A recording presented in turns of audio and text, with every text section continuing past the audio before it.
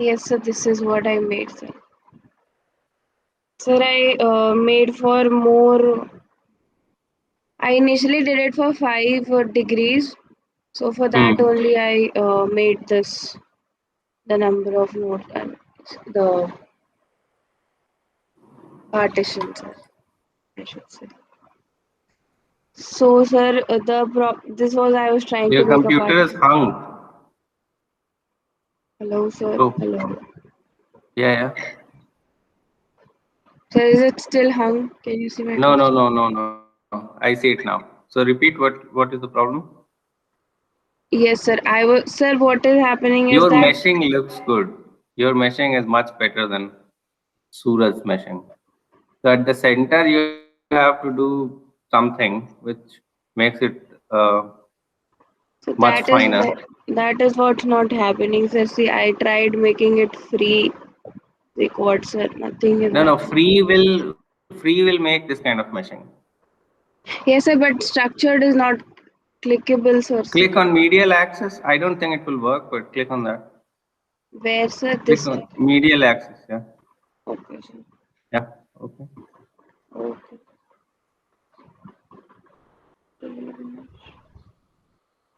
Now what? तो mesh करो उसको. Uh, ये तो पूरा okay. part को mesh करेंगे. Yes, sir. ठीक है. Okay, it's not so good, but it's much better from Yes, sir. outside to inside. So except the inner circle, everything else looks like textbook meshing. Yeah. Then what is happening? Then, sir, I was trying to make this partition here, but no. It is already partitioned. You have a point there, no? Go to load Okay.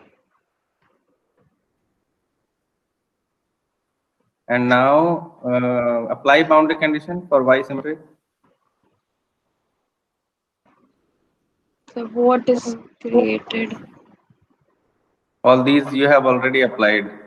Sir ये शायद last model से है, last हाँ जब sir. हमने model किया था अच्छा, वो बाउंड्री कंडीशन क्लिक करनी है. तो ये सारा डिलीट करो. नहीं ये सारा boundary. Oh, wait. This is showing two values at the end of this.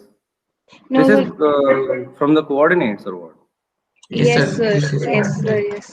ठीक, डिलीट करो ये सारा. Okay, sir. एक एक करके डिलीट करोगे तो बहुत टाइम लगेगा. नहीं सर, क्लोज नहीं इट. कर रहे. एक एक करके मैं sir. Load.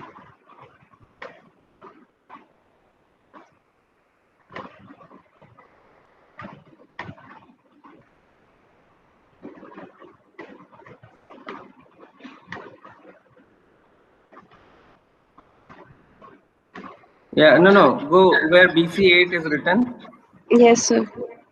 Right click.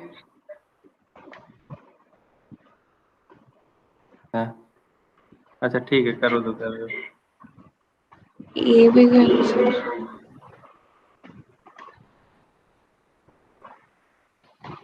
Yes, sir. अभी लगाओ फैक्टिव boundary condition.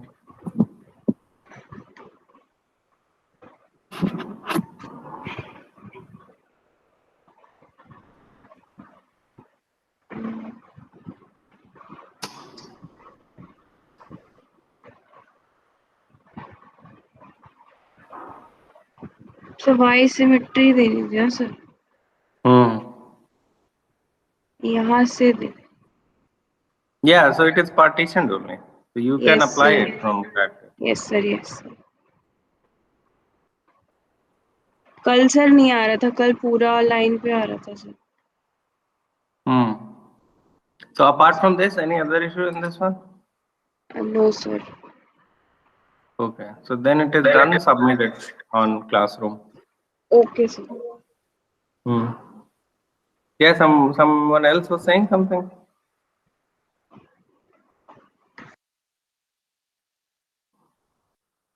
Okay, fine. So sir आपने जो CAE भेजा था वो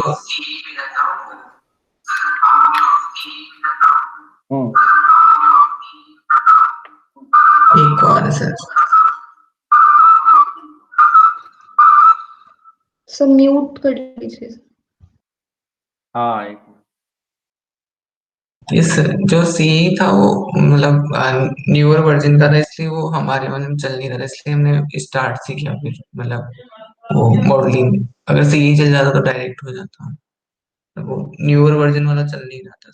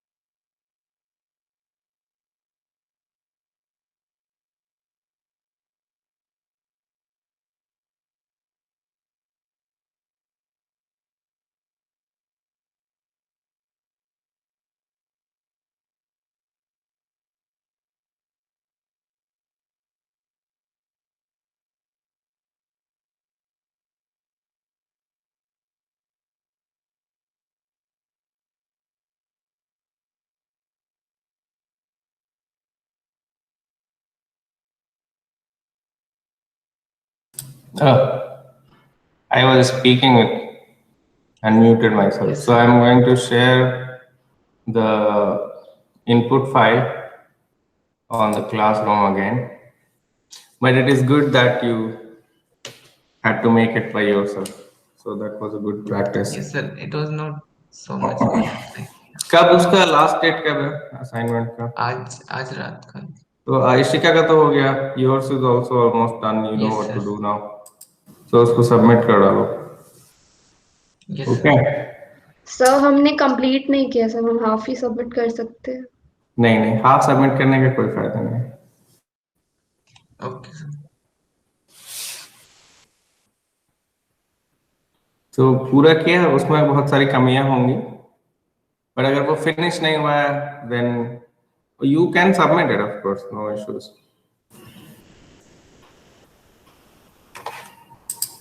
if you submit it then you also know कि उसका क्या रिजल्ट होगा. Where is the new backup? It has not opened up.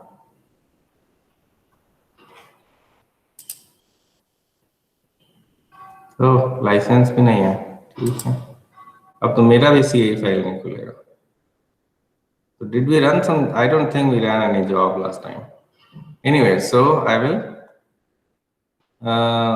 will send the input file once the network issue of IIT Rupert is resolved.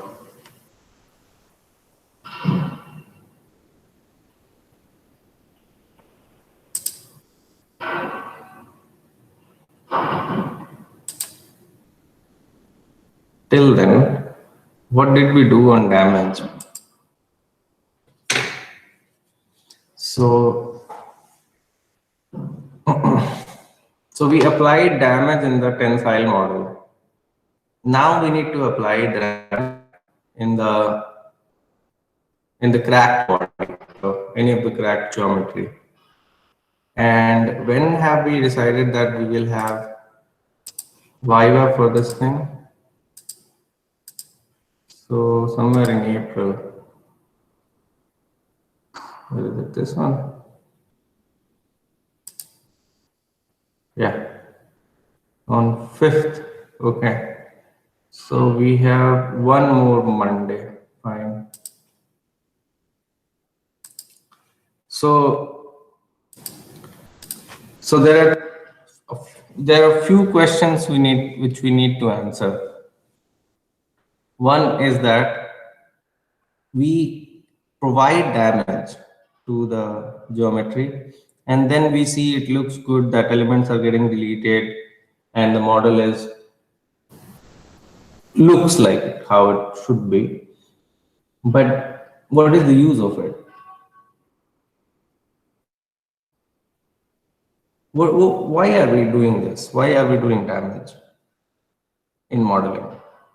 So first question is why, for instance, why are we modeling tensile sample or a fracture specimen? And why are we applying damage to it just to create an animation? Are we going to make a movie out of it?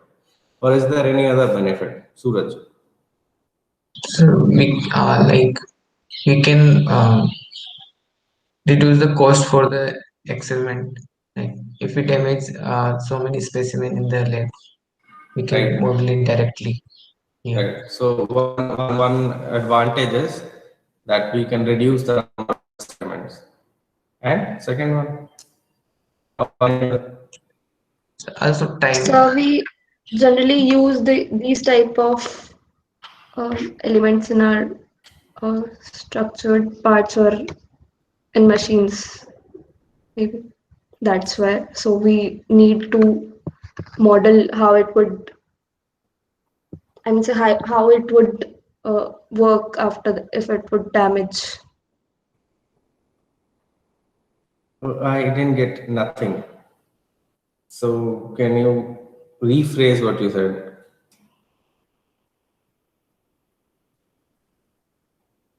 So these type of specimens are generally in use. That's what I want to say. What In kind of practice. specimen? Tensile specimens we use where?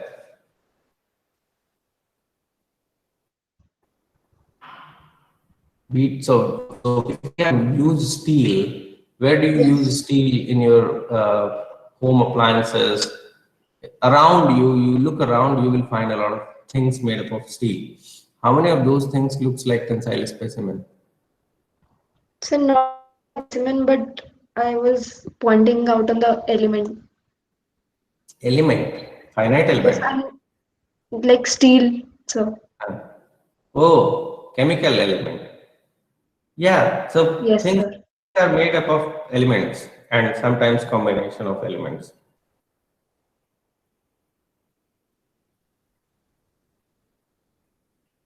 From the element.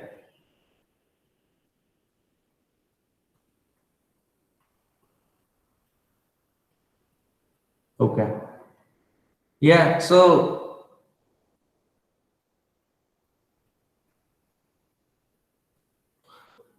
okay, try to answer this question, although irrelevant from what we are discussing. Is that in an element we have a nucleus which is positive, neutron is there which can conveniently change to proton whenever it wants. So, but basically we have a positive charge in the center, negative charge outside of it. So there is an isolation of negative charge and positive charge. Although if we go in particle physics, then a lot of things don't make sense to me. But this is pretty basic. So we have a negative charge electron and we have a positively charged proton. We can also have a positively charged positron, but we don't have it in the nucleus, but we have proton. And in the handbook of Michael Faraday, he has written that if you pass through a magnet from a coil, then so if you move the magnet in the coil, there will be an electric field. So magnet can generate electric field, and the direction of electric field will be dependent on in which direction you're moving the magnet. And he has also written that you can do the reverse. So if you change the electric field, so in the first case, what is happening is you are creating a gradient of magnetic field, and electric field is being generated out of it as an outcome of it. And he has written in his handbook in 18th some century, not century, 18th some year, that if you move, if you create a gradient of electric field, you can generate a magnetic monopole. So you think magnetic monopole is possible?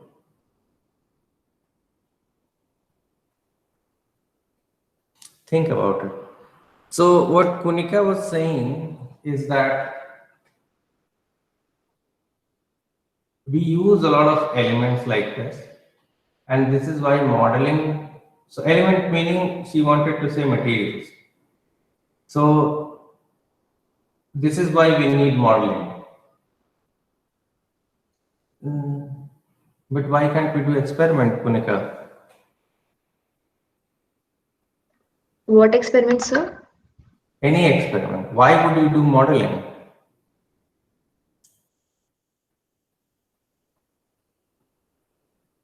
So maybe some of us have, To, I mean, yeah. visualize or to predict what would happen if it happens in real life. Yeah. So in order to know what will happen, we can do experiment also. So in order to know when it will fail, if there is a, if I'm applying,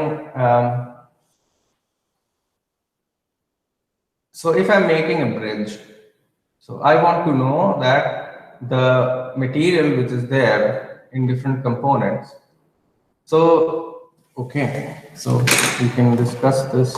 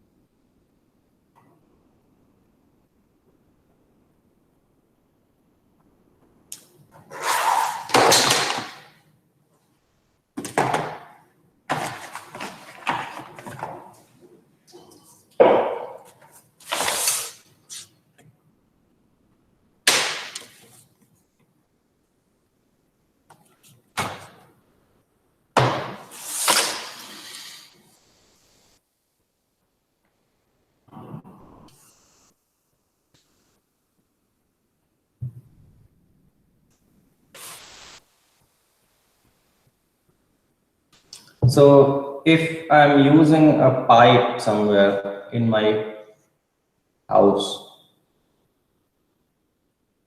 then this pipe might go in bending. So let us say if I'm putting this pipe in underground, and so I have soil above it,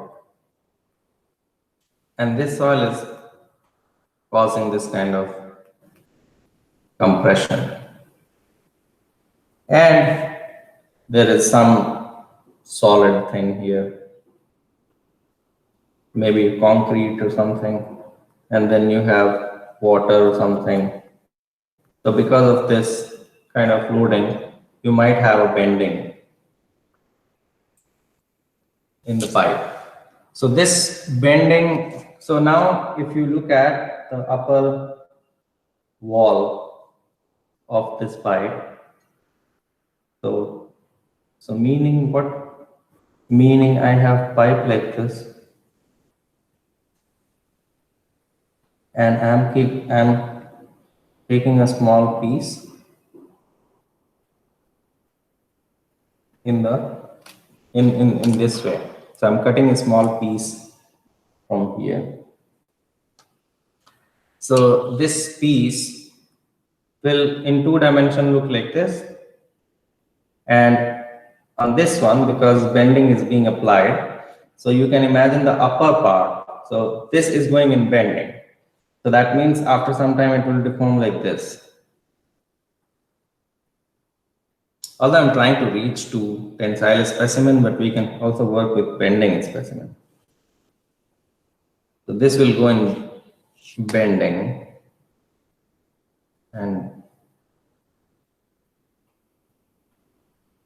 now if I take a small sample here, then that sample, that very small sample here, is actually in tension.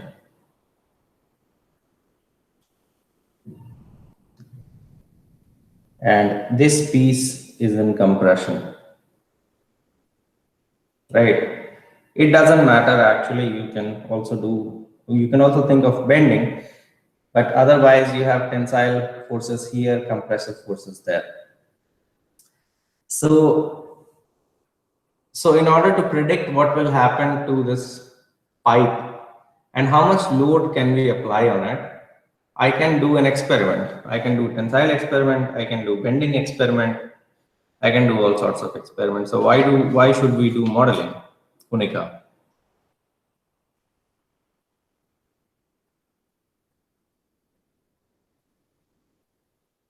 Am I audible? Yes, sir. Okay. So the thing what Suraj said is that you can reduce the cost of experiment, cost, effort, and a lot of things. Sometimes you don't have facility to do experiments. Sometimes you don't have material to do experiment. That is actually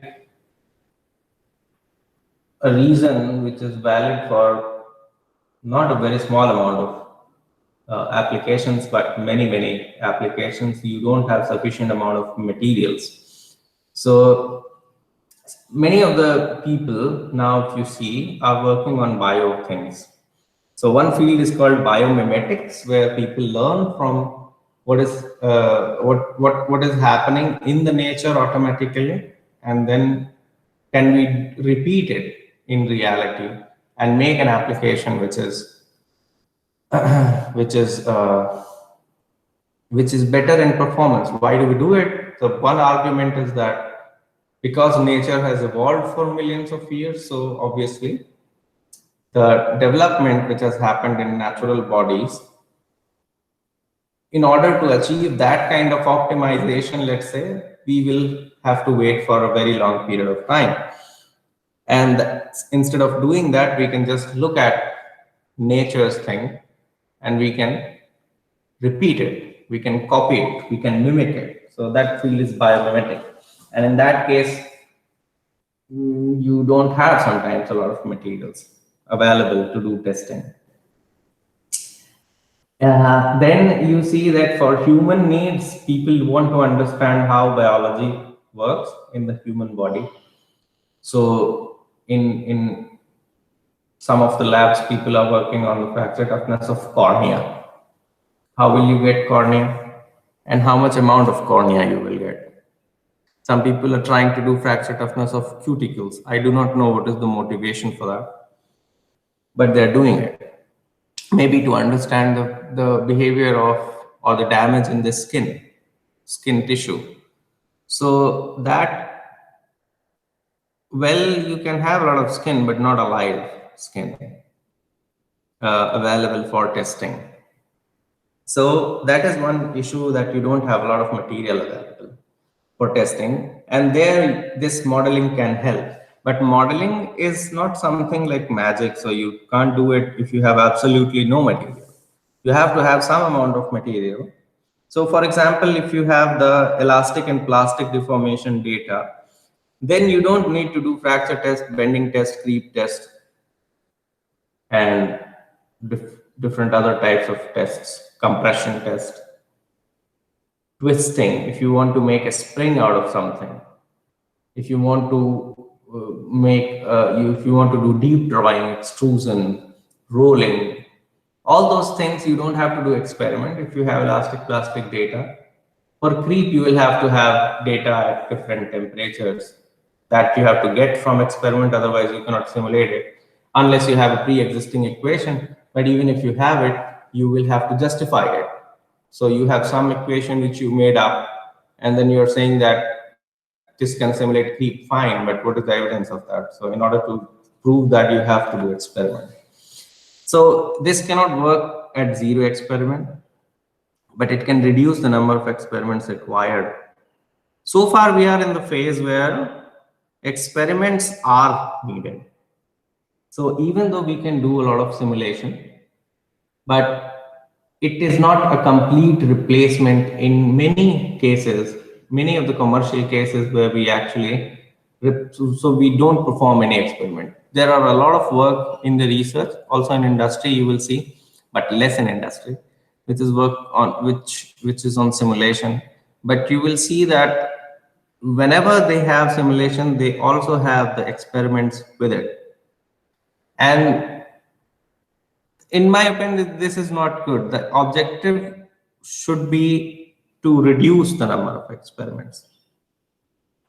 And that is the objective. But the problem is that how will you justify? So how will you justify that your equation or your modeling scheme is going to represent the reality?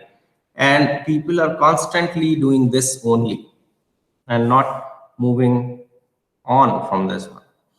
So one application which is open, for instance, is the irradiated materials, for example. So in nuclear industry, what happens is you make components made up of all sorts of materials. So usually, for example, if you have a if you have a fission nuclear reactor, so although it looks like a dome, it doesn't need to have a dome like this.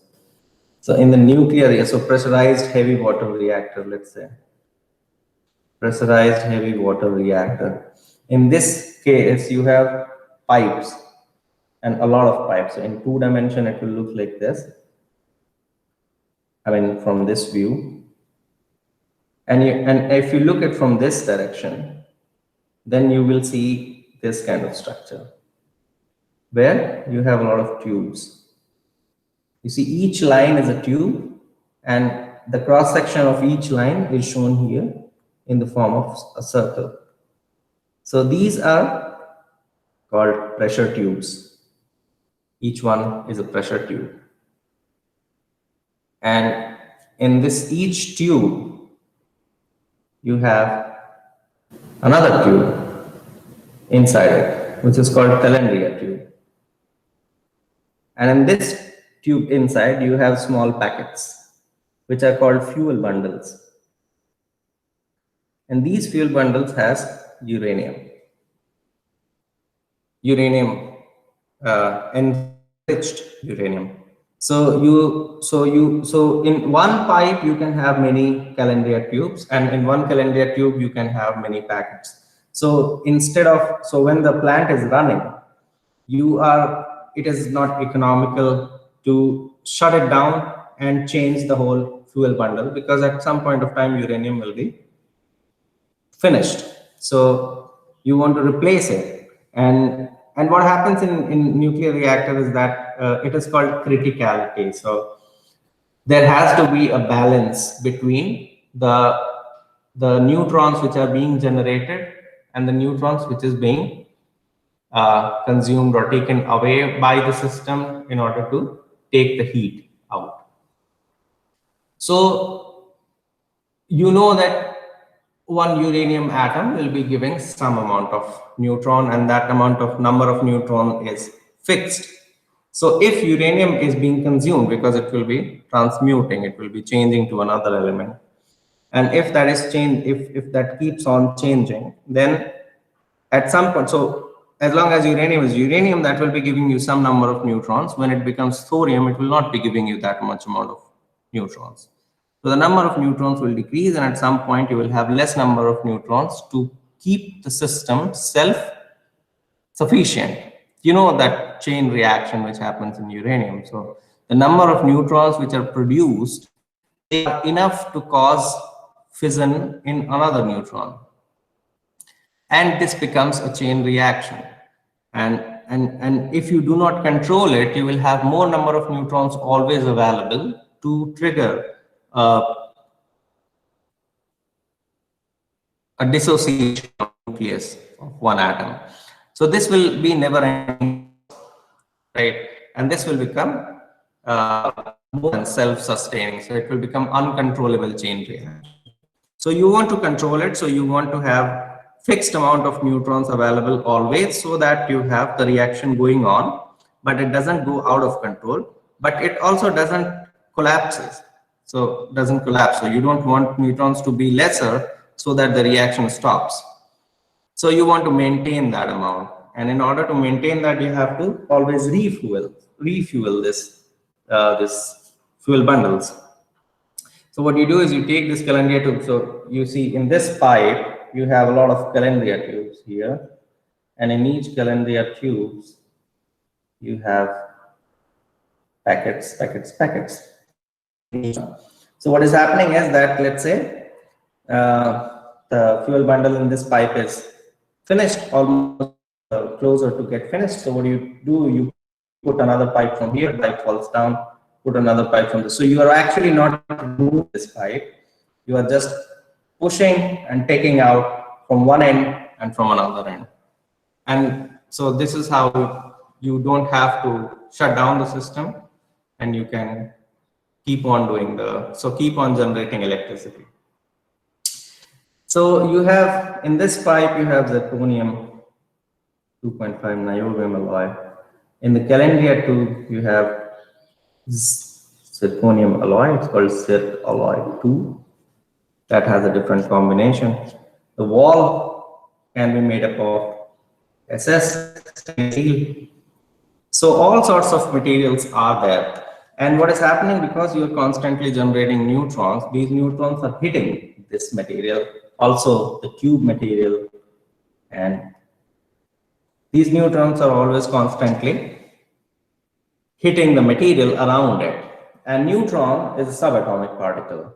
And you have a material which is crystalline, and this subatomic particle will hit it.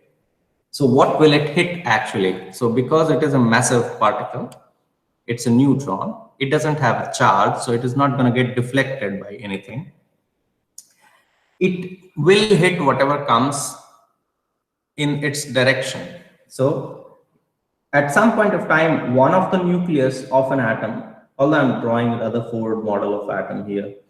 So this neutron will hit the nucleus, knock out maybe some protons, electrons, something.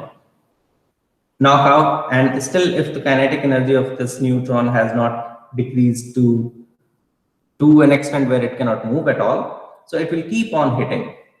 And because of this hit from the first nucleus, it might change its direction after hitting it. And then it will keep on hitting different atoms as long as it has the kinetic energy in it. And at some point it will end. But in doing this process, so let's say it hits this nucleus, takes out one proton out of it. So the atomic number has changed. Now this atom was iron. Now it has become something else. The same phenomena might have happened in few of these atoms. And other atoms, maybe some X-ray generated, maybe it knocked out the whole atom from its place. So in the cubic crystal, you have atoms sitting in the arrangement, and this neutron comes, hit it so fast. Although neutron is a subatomic particle, you have more neutrons in the nucleus of this atom. Even then, if the velocity of this one is very high, it can knock out the whole atom from this place. So then you have a vacancy there.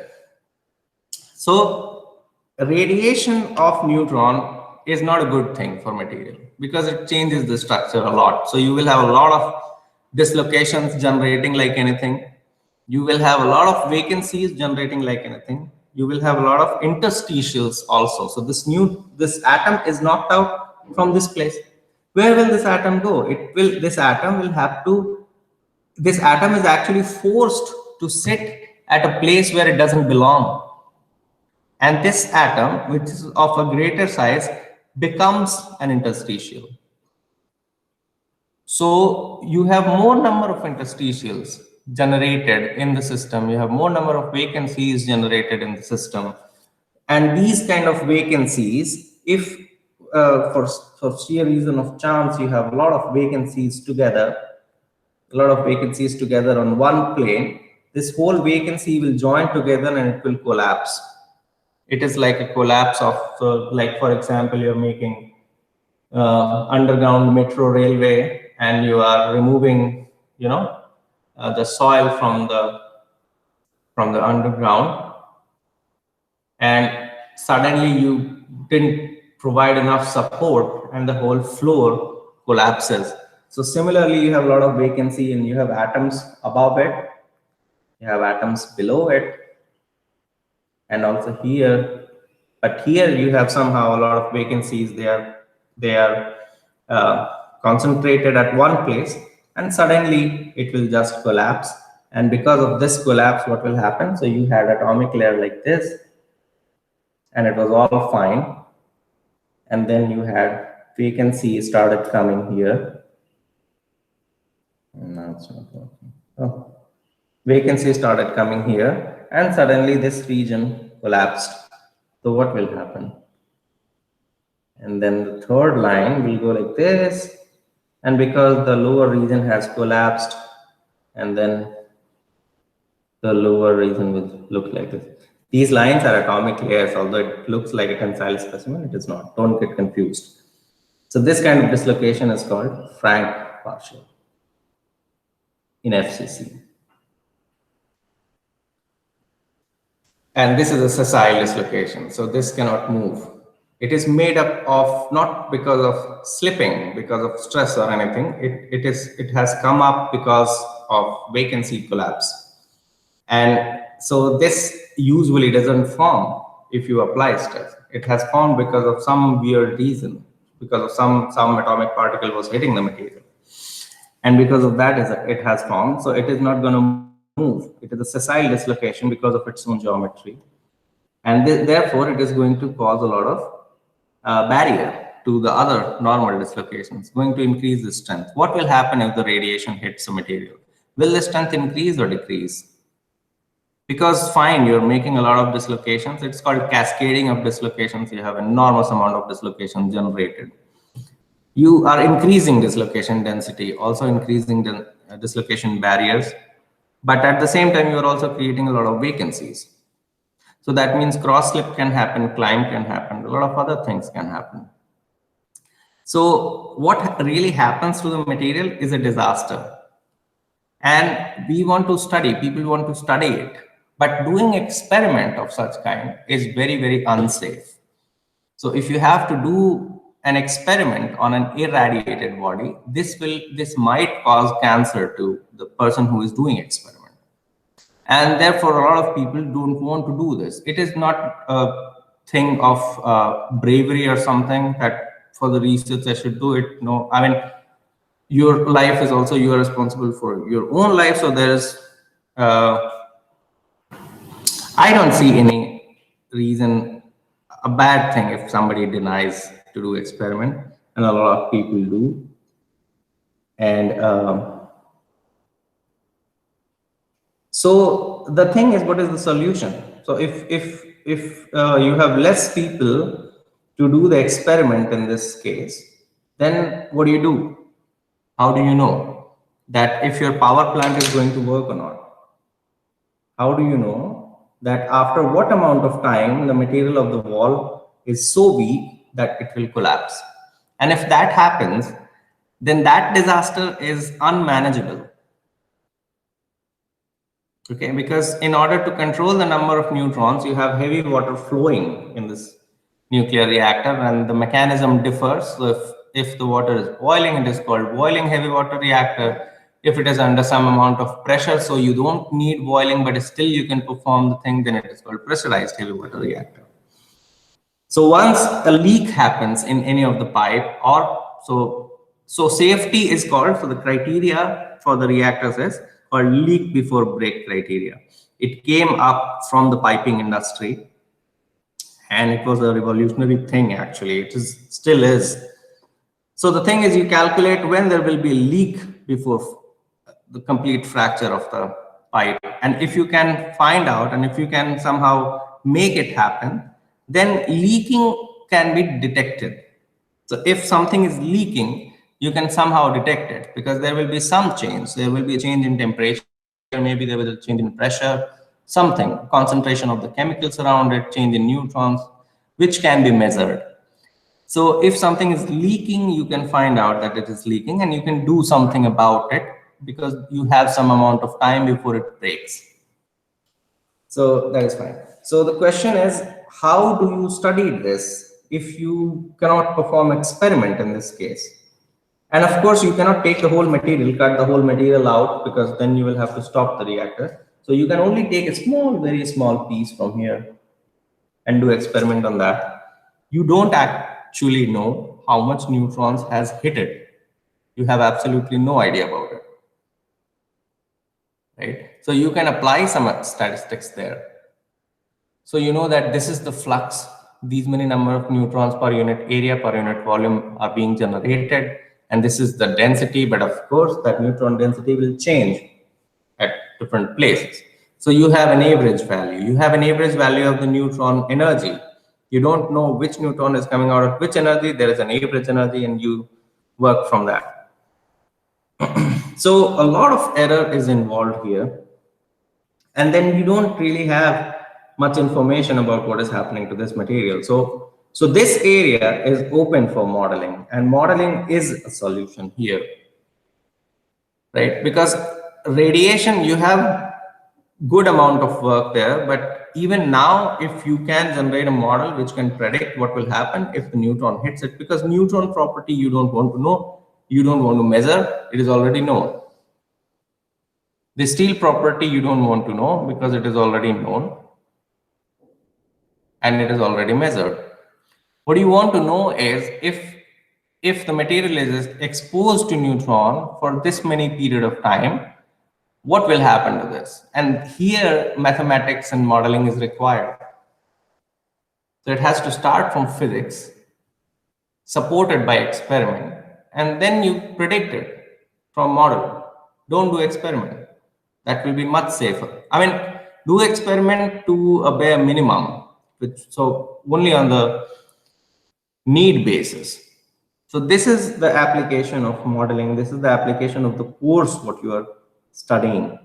So we do tensile testing in the lab and we model it. And we want to know that if we can reproduce the same thing what is happening in the reality. If that is happening, then material is deforming. So if we can model what is happening in tensile specimen, we know how the material is deforming under the application of load. What will happen if there is a crack, if there is bending, if there is something else, can be an addition after that. So the first basic thing in material structural material modeling is to know that how the material is going to deform. Now there are many different ways a material can deform. It can deform an elastic, elastic plastic, viscoelastic, viscoplastic, creep. At higher strain rate, it can act in dynamic condition. It can work differently in creep fatigue condition. It can be isotropic and isotropic. It can be temperature dependent, not temperature dependent. It can be time dependent or time independent. So all sorts of behavior a material can perform.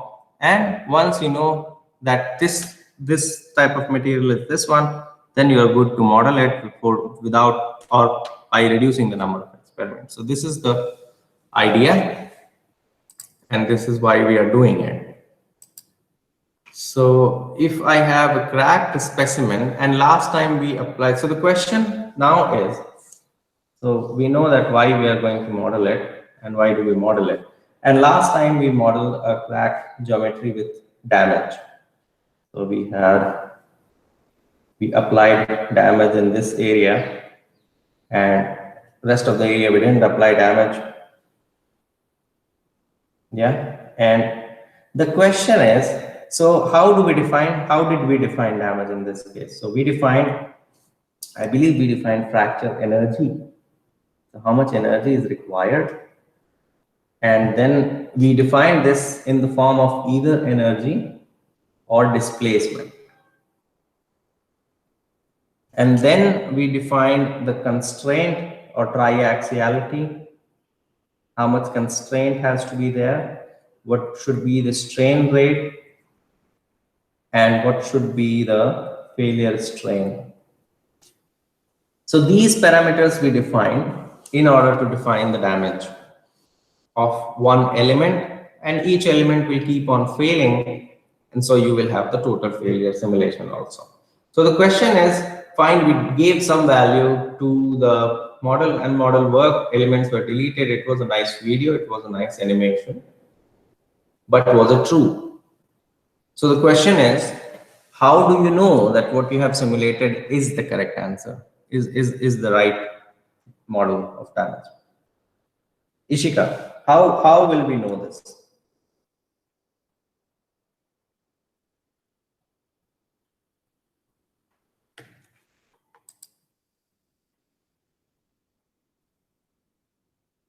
So are you guys sleeping?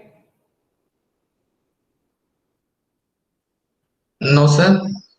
No, sir. Okay. Ishika, are you there? Yes, sir, I'm there, sir. So how would you know that the damage which we have incorporated in the model is the right one?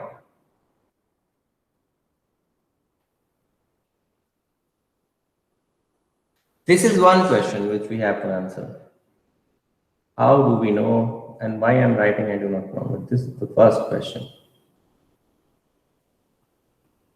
Is the damage right? Yeah, Ishika, whenever you are ready.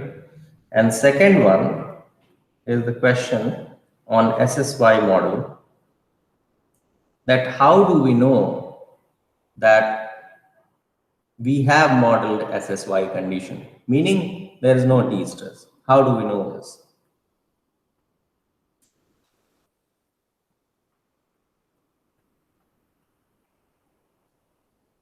Suraj?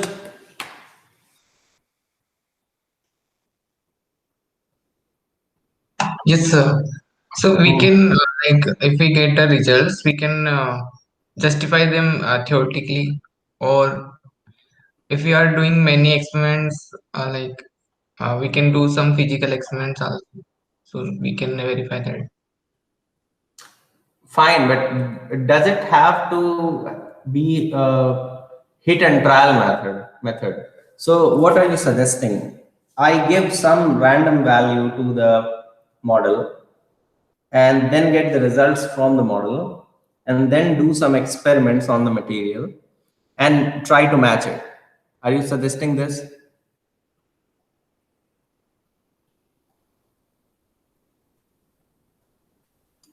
So like we model it first, we model it like theoretically, like Theoretically, how will you get this parameter? How will you get these parameters theoretically? so we have to do practical also, physical practicals. Yeah, you have to do experiments in order to get this data. Yes, sir. So you start with an experiment. So that is the right way. So you do an experiment, and then you know that at this much amount of strain, the material started failing somehow. You have to find it out from doing different complicated experiments. And you do the tensile. So how do you know that at which constraint level, what strain rate, what is the failure strain, and why are we giving this data?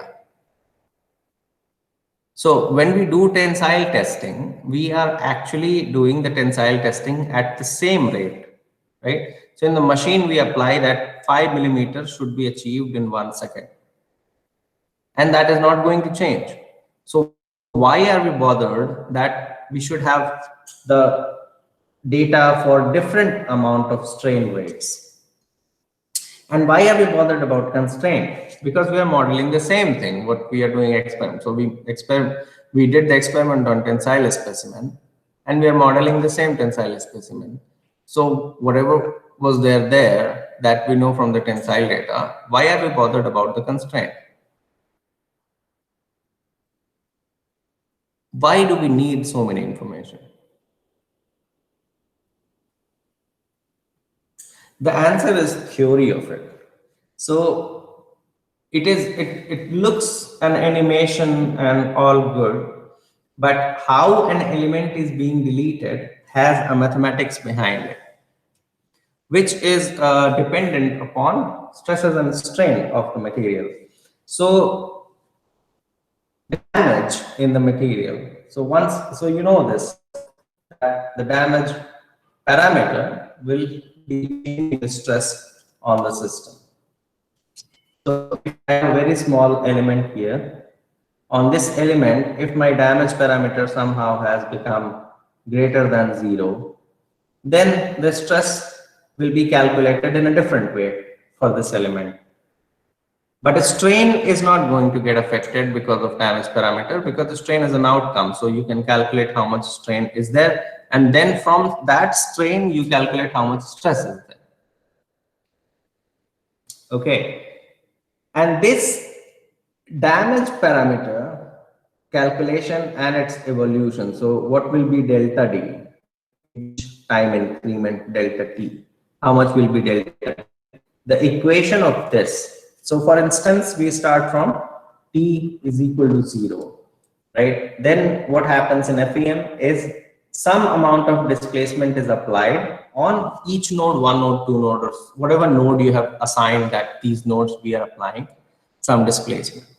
So that much amount of displacement is applied. After that displacement is applied, then you calculate the amount of strain you will be getting. So actually you calculate T epsilon. If you have initially any amount of strain, not necessarily if the time is 0, you will have 0 strain at that time. You can have thermal strain, you can have residual strains. So then the total strain in this time period, and now, so we started from T is equal to 0, but now we are solving for T is equal to T1. So the strain at this time will be initial strain plus the strain increment. From this epsilon T, we calculate sigma. And this sigma, if this is higher than yield strength, then we go to plastic correction and we calculate how much will be the yield strength, and based on that we calculate out of this total strain how much is elastic strain and how much is plastic strain.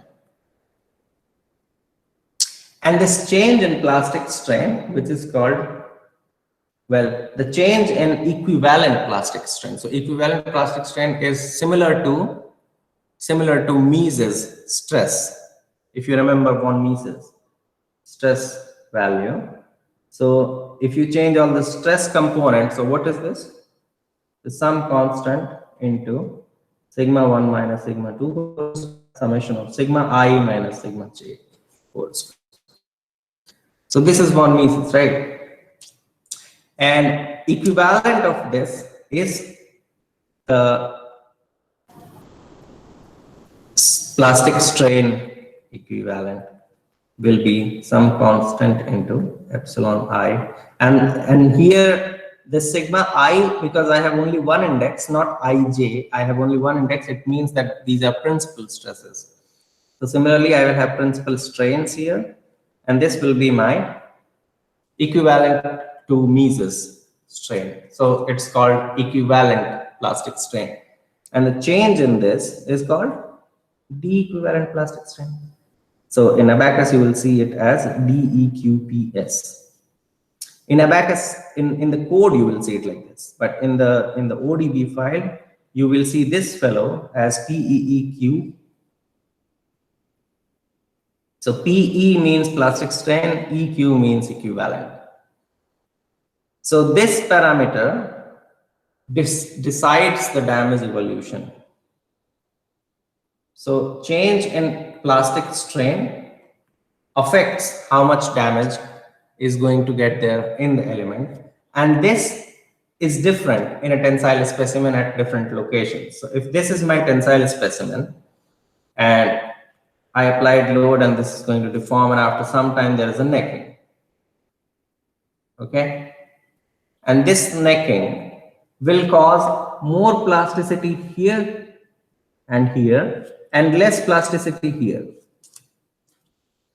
More plasticity here and less plasticity here.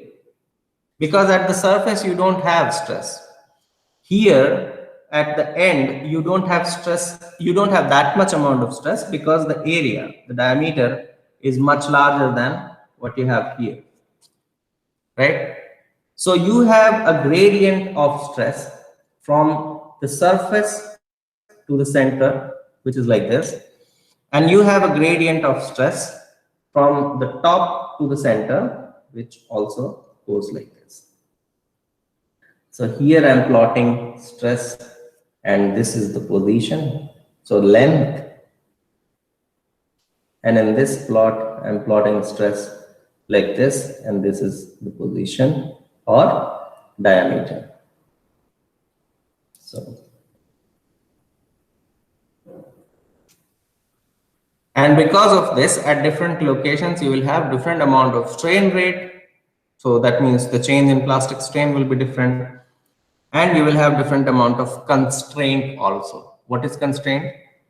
In simple terms, it is also known as triaxiality. So constraint or triaxiality means that how much hydrostatic condition prevails at anywhere. So this usually is given in the form of the ratio of the hydrostatic stress and the Mises stress or equivalent stress. So it simply is an indication that how much hydrostatic component of stress is acting on the system in comparison to the shear amount. So you know that one Mises stress resembles how much shear is there in the system, and hydrostatic tells you how much hydrostatic component is there. So if it is in compression, it will be pressure. If it is not in compression, it will be tensile hydrostatic stress. Hydrostatic stress usually is that you have same amount of thing in all direction, right? So it's like the pressure on the balloon surface that is same irrespective of whatever is the diameter or shape or whatever of is the size of the balloon. The pressure is going to be same on the surface everywhere. Similarly, hydrostatic stress component, if I have to write in matrix form, it is simply some value P, P, E, and rest of the values are 0. So it means in one direction, two direction, three direction, you have same amount of stress. So this means an entity is being pulled either if these values are positive, so pulled equally in all direction, or pushed equally in all direction if it is negative. And that defines constraint, that this guy cannot move in any direction because it is being asked from all the guys in all the direction equally. So that provides a constraint on the system that now where do you want to go? And that will not be solved unless there is a damage in the system, because damage will make it weak at somewhere. And that, so if I give you a piece of paper and I tear it at two places, what do you think will happen?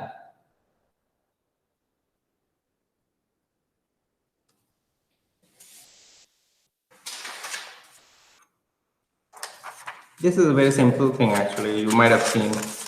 So let us do this magic trick then. No magic in it, but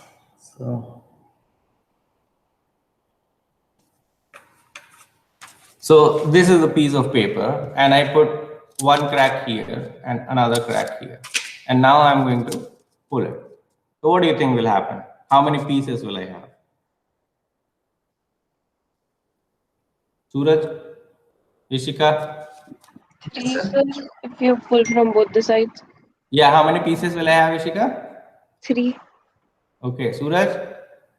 2. Punika? Sir, 3. Shirish? Sir, 3, I think. Oh my God, you have never done this? Have you never done this? Sir condition ये है ना कि एक side से आप fix means आप उसको hold नहीं कर रहे हैं, मतलब दोनों साइड से स्ट्रेच कर रहे हैं ना। हाँ, दोनों साइड से लो, दोनों साइड से किया, क्या हुआ? सर 2 ये। So I'm very happy that you don't know it. So then it becomes a magic trick. So you can repeat this experiment. Do it at your home. ठीक है, इसके लिए ज़्यादा. But I have done multiple times, sir. And you have broken into 3 pieces. Yes, sir. No, you're doing something No, now. It sir. can't happen. Sir, it depends on the length of the crack, sir. No. Sir, I No. guess then we have twisted the part 1, sir. So it got broken both ways, sir, I guess. You had twisted the part 1? Sir, if you equally pull from both sides and the cracks are of equal length, then it will broke in 3, sir. No.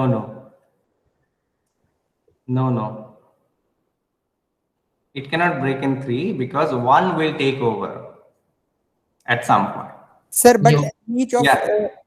the portion is interconnected. So sir जब आपने ऐसा खींचा तो sir वो impulse तो दोनों cracks पे correct, दोनों क्रैक पे ट्रांसफर होगा, दोनों प्रोपोगेट करना शुरू हुआ, ठीक है। दोनों प्रोपोगेट करना शुरू हुआ, पर for some reason even for a fraction of amount of the energy, if one crack delays, the other one will take over, and it is like a cyclic thing, that the beginning may be of a very small amount, but once that difference is there between these two entities, the another one will get a leap ahead from the one which has been delayed by a fraction of amount. It is like necking. एक बार material में necking हो गया तो दूसरी जगह necking नहीं हो सकती है, इम्पॉसिबल है. क्यों नहीं हो सकती है? Because the part which has necked has to have the stress always higher than the other places, always higher, क्योंकि उस जगह का डायमीटर कम हो गया है. For some reason it has become higher than others, so diameter has decreased. So now you cannot generate. Yeah, sir suppose मेरे पास एक rod है और सर मैंने जबरदस्ती सर उस पे दो जगह ऐसा मींस रॉड में तो बिल्कुल नहीं होगा. नो सर, पेपर में हो भी सकता है. हाँ बोलो. मैं बता रहा हूँ सर, मैंने दो ऐसे रीजन बनाए जहां से नेकिंग शुरू हो गई. मींस सर एक रॉड में समझ रहे ना, मींस आर्टिफिशियली. ठीक है, ठीक है. उस पूरी रॉड पे फिर से टेंशन लगा रहा हूँ. हाँ, सर इसमें भी क्या होगा? मींस क्या तुम बताओ क्या होगा? अब दोनों जगह सर नेकिंग वाले रीजन पे दोनों जगह सर ज्यादा ही स्ट्रेस होंगे. तो करेक्ट, वो भी सर ऐसा टाइम डिले की वजह से एक ही जगह से ब्रेक होगा रॉड. Correct, correct. हाँ, एक ही जगह से ब्रेक होगा. होगा तो एक ही जगह से ब्रेक, दोनों जगह से ब्रेक नहीं होगा. तो दूसरे रीजन का फिर क्या रोल होगा? दूसरे रीजन का रोल यही होगा कि it was a part of competition. So it is always a race and only one wins. There cannot be two winners, and there is not a situation where you can have a tie.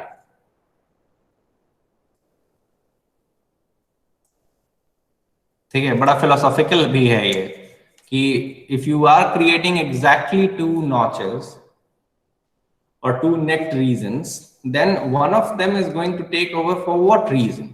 Because of internal inhomogeneity, which was not by choice to that necked region. So एक rod में दो naked reason बनाए और दोनों exactly same dimension के बनाए to the extent of micrometers और may be nanometers also if you have that facility. तुमने एग्जैक्टली सेम नेक्ट रीजन बनाया. One of this neck region is going to be weaker than another one, and nobody knows which one.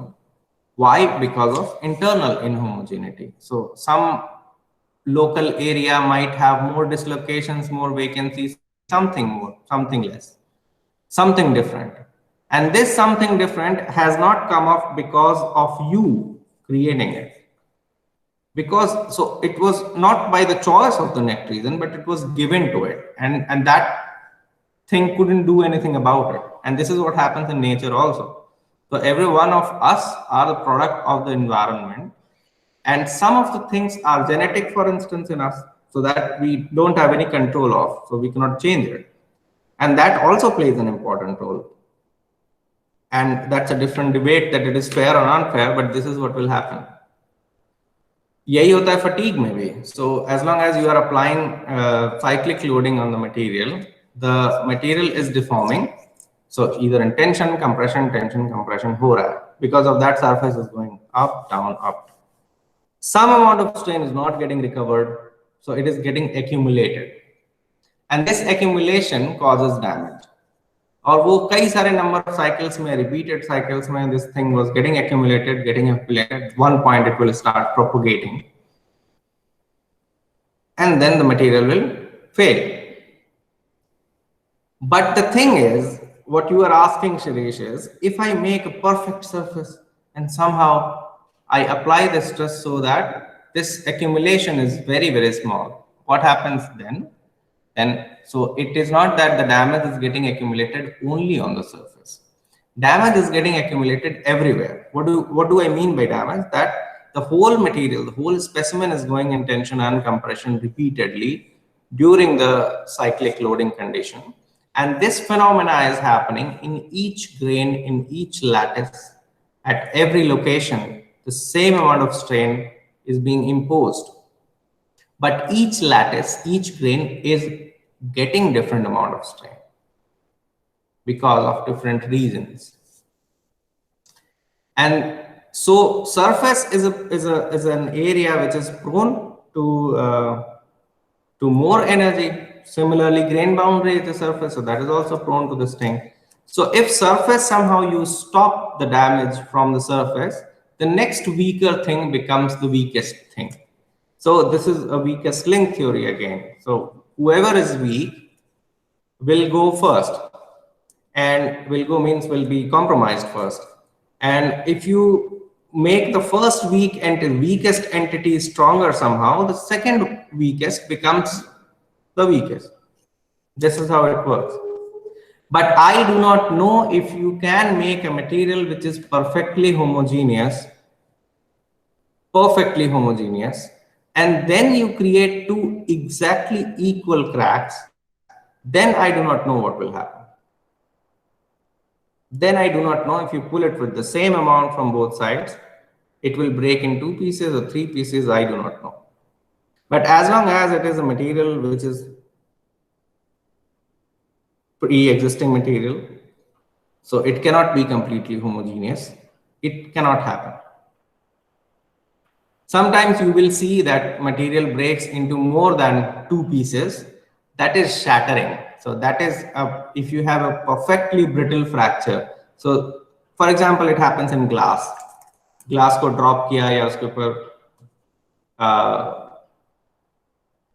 change आया thermal.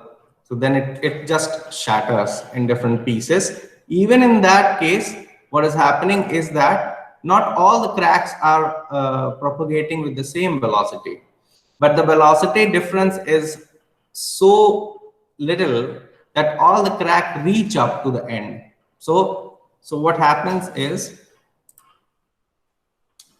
in the glass also a lot of similar thing happen. But it is very fast, so we don't see it. So although glass is a very brittle thing, you also see shear leap in it, and shear leap is a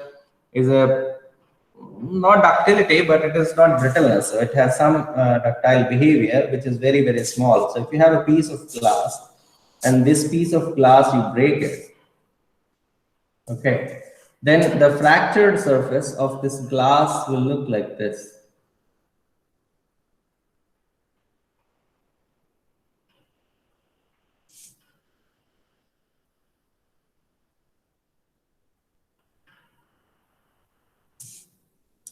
And this end, which has gone in 45 or so degree, is called the shear leap. And this is the part which cuts your skin or anything. This is the part which is very sharp. Why it is sharp? Because glass is very brittle. So the shear lip is going to be of very, very small amount. And this is what makes it very sharp. If you break steel, this part is going to be very blunt because it is going to take a lot of area. And this is why you don't cut from steel. You don't cut from any other object. Of course, there is the contribution from the material also, because you can generate a very fine thing from the paper also, but it will not cut it. It will not cut you. But some papers will do. So that material contribution is there. So your question, Suresh, is if I create two necks, exactly two necks, is similar to saying that I create exactly n number of necks. Now my geometry has changed. Exactly same geometry of notches I keep on creating. So 3 is just a number, right? I can do n number of times. Yeah, I can do millions of notches close to each other. It is exactly same to begin with as my initial tensile specimen was. So you are creating more than one possibility of exactly same stress and strain condition. And that is the point where we began with. This is my tensile specimen where each point because I had the parallel length, each point has to have the same amount of stress and strain condition. So if you look at this, Shirish, I can say that I have millions of notches here. Why are you creating two notches with same amount of stress and strain? Because you want to see that which one will take over, right? Yes, sir. And so here all the points are having the same condition. And we want to know that which one will take over. And what happens then? One of these takes over and you have a notch, which is larger than others. Why that is larger than others? That a very small notch, if that takes over, once it has taken over, the stress is always going to be higher on that notch in comparison to any other notch. So once it takes a lead, there is nothing which can stop it.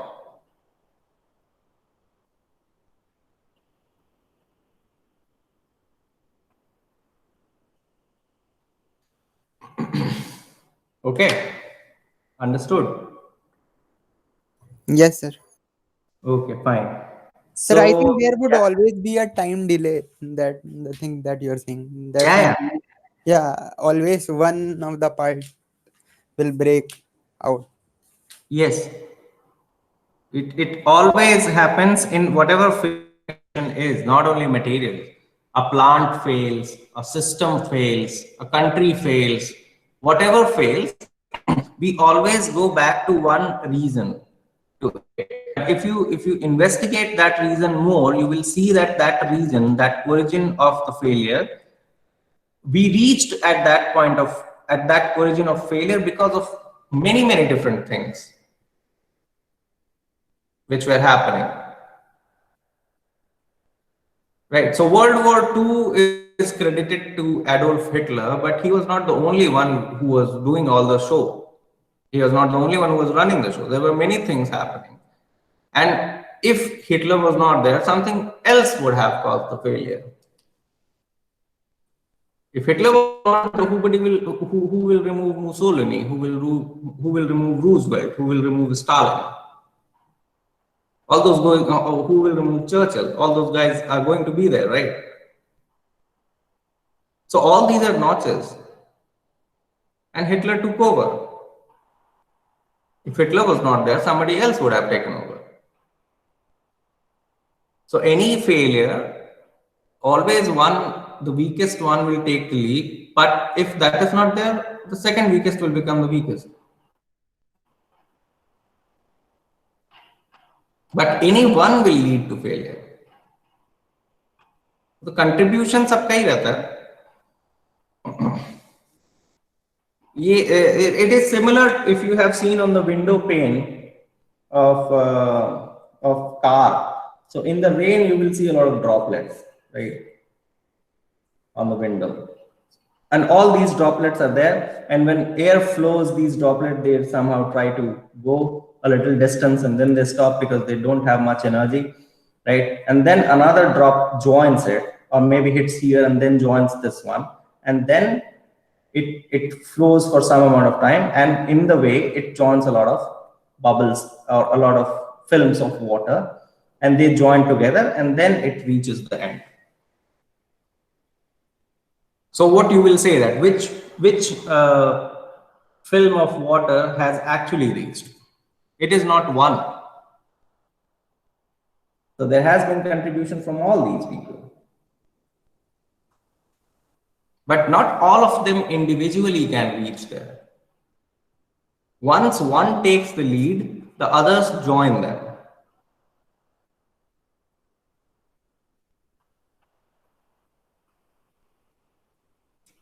Okay. So coming back to the question that if we have damage in the system and we have defined it in certain way, how are we going to be sure that that damage, whatever we have defined, is really representing the material? One way of doing is that by doing the experiment, we should match it. So we begin with, let's say, tensile test, which we have redundantly done. So we have a tensile test, and from that tensile test, we had stress and strain data, which we always compare in all our experiments. And then you provide damage. So whenever we do tensile modeling, we only put the data of this region by giving the elastic modulus and Poisson's ratio, and this region and not beyond this, because that is the wrong data. That because the form of data which we have to provide in the model is in the form of true stress and plastic strain. We don't know what is the value of true stress here. We don't know, we have no clue. Because true stress we cannot calculate in that region. How do we calculate true stress? True stress is equal to engineering stress into 1 plus engineering strain. And this is based on the assumption that the volume is constant. But now, beyond UTS, you have void formation in the system. So you actually don't know how much volume of the material is still there, because it's a hollow thing from inside, and you don't know how much hollow it is. So this formula is not going to work. This formula is only going to work as long as it is in continuum. Once there are voids in it, it is not going to work. So then, how do we calculate true stress? We don't know. We absolutely have no idea. So we cannot provide this amount of data in the finite element model. So how do we do it? We define damage, and that damage will incorporate this thing. And then we have to compare it. We have to compare our model result with the experimental result and see that if the model is following this path after this point, so before this point, it will follow. There is no problem. The model will follow the experiment. But after this point, we have no data in the model. And by assigning damage, we are going to represent this. So we have to check it if that will happen or not. Yeah. And in metallic materials, in Abacus especially, when we define the material property in terms of Young's modulus and Poisson's ratio, that part is elastic property. And then plastic one, we have true stress and we have plastic strain. So we provide this until UTS, right? So whatever is the higher value, we started with 270 and reached 540, let's say. And after 540, we don't have any data. So what will happen, what Abacus will do is it will not change the stress up. So if the final strain value was, let's say, 0.3. So at 0.3, the stress should reach 540, right? And the deformation goes on beyond. So a strain increases to 0.4. What will happen to stress? The Abacus will maintain 540. It will not increase it. It will not increase it at all. But this is not the real material's behavior. The problem is we also do not know what is the real behavior of the material. We have no idea. So there you will have to do a lot of complicated experiments in order to find out what is the real true stress there. So one thing what people do is that they take the end point. End point also has something wrong in it. But people, this is the standard practice that they take one end point. And how do we do it? So for one end point, what you have to do is you have the tensile specimen which has broken. Okay. So you take the pieces of the broken specimen and you put them together and you calculate what is the delta L. So what is the full length L final? You know what is L initial. From that you can calculate the engineering strain. From that you can calculate the true strain. Or instead of that, you calculate by putting these two specimens together, you calculate the diameter at the fracture. And from that you calculate ln of A naught by AF. So that will be your true strain. From this, so you have true strain. Now what will be the value of true stress? We don't know. Because we know what was the amount of force applied, but we do not know what is the area there. So if you have this diameter, you assume that that is the area, and then from the failure force, so the force in this case here, the material failed. So you actually get from machine force and displacement, not stress and strain. You should be knowing this by now. So you have the force value where the material failed, and take that force value, and from that you know the area, you know the final area, and from that you can calculate the true stress at the failure. Although it is not really true, because you still do not have the final area, because you're measuring diameter, but you have some thing which has happened inside and you are not aware of it. But, and even if what looks intact, if you look at in SEM, the broken piece, even if you look this area, so this area in SEM, you will see a lot of voids in it. A lot of voids in it. And those voids are not on atomic scale, they are bigger. And we are not counting for them. So we are making an error, but still some people do it. So you take this value and this value, and then you have the data from the engineering stress strain curve. You have the data from the linear elastic region. So from the yield point till UTS, and then you have one end point. So keep that one end point somewhere. Keep that one end point somewhere. And this data, you change it to log sigma and log epsilon. Natural log or log with a base of 10 doesn't matter. You take log of these two and plot them together, and then you might see a linear curve if you're very lucky, or a bilinear curve if you're not very lucky. Sometimes you can see a trilinear, a weird curve which is like curve. So a lot of fitting is done on this. So let us assume that we are very lucky and we have, let's say, bilinear. So not that lucky also. So we have bilinear curve like this. Bilinear curve, which is representing the data only till here. And we have one extra point at the end. So put that extra point also somewhere, wherever it lies. If you are really lucky, this line will join this point. So this point will be somewhere here. If you're not lucky, then, well, from the end point, you join this one and create data here and put it back in abacus after this. That is an approximation we are making, full of errors, but not, presumably not so much error it will cause. Even if it causes, we do not know if it is causing an error or not. There are other complicated ways of finding really that what is happening, which have their own error involved with them. But this is what we do. So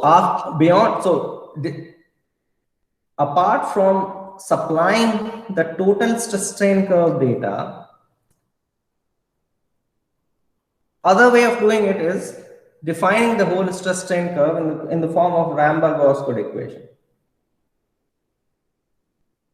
So Ramberg-Osgood equation in the form of this, if you in this form, if you supply the data, so the meaning of that is you generate data which follows this equation, and for this equation you can find out the parameters. So you can find out alpha naught, and you can find out the strain hardening exponent n, and basically you have only these two parameters to find out apart from yield stress. So these three values you do have, you have it. You have yield strength, you can find out alpha naught, and you can find out strain hardening component n from these data here. So you have all this data, and you assume that the whole curve follows Ramberg-Osgood equation, and then you generate data also after UTS, which follows this equation, and you take it to a strain of 3, which the metallic material will never reach. Even it will not reach a strain of 1. So, but whatever, you generate a data until a point where you know that material is not going to reach that level ever, and you put that data. This is the part where you have just incorporated the plastic feature of the material, but still damage is remaining. And that damage you have to put in some form. And that data, using one of the model we did, where is it?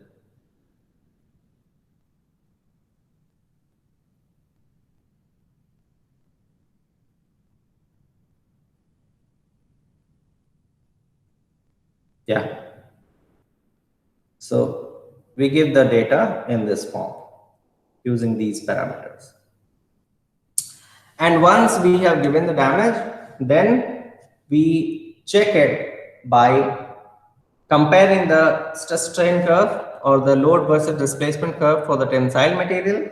For the fracture material, we do something different.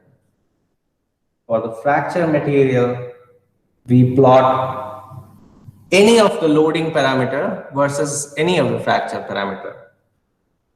So we can plot delta A, which is crack extension, versus either J or the crack opening displacement or the load line displacement or crack tip opening displacement. So any of the fracture data versus the crack extension curve from the experiment. So this you have to get from the experiment, and this will look something like this.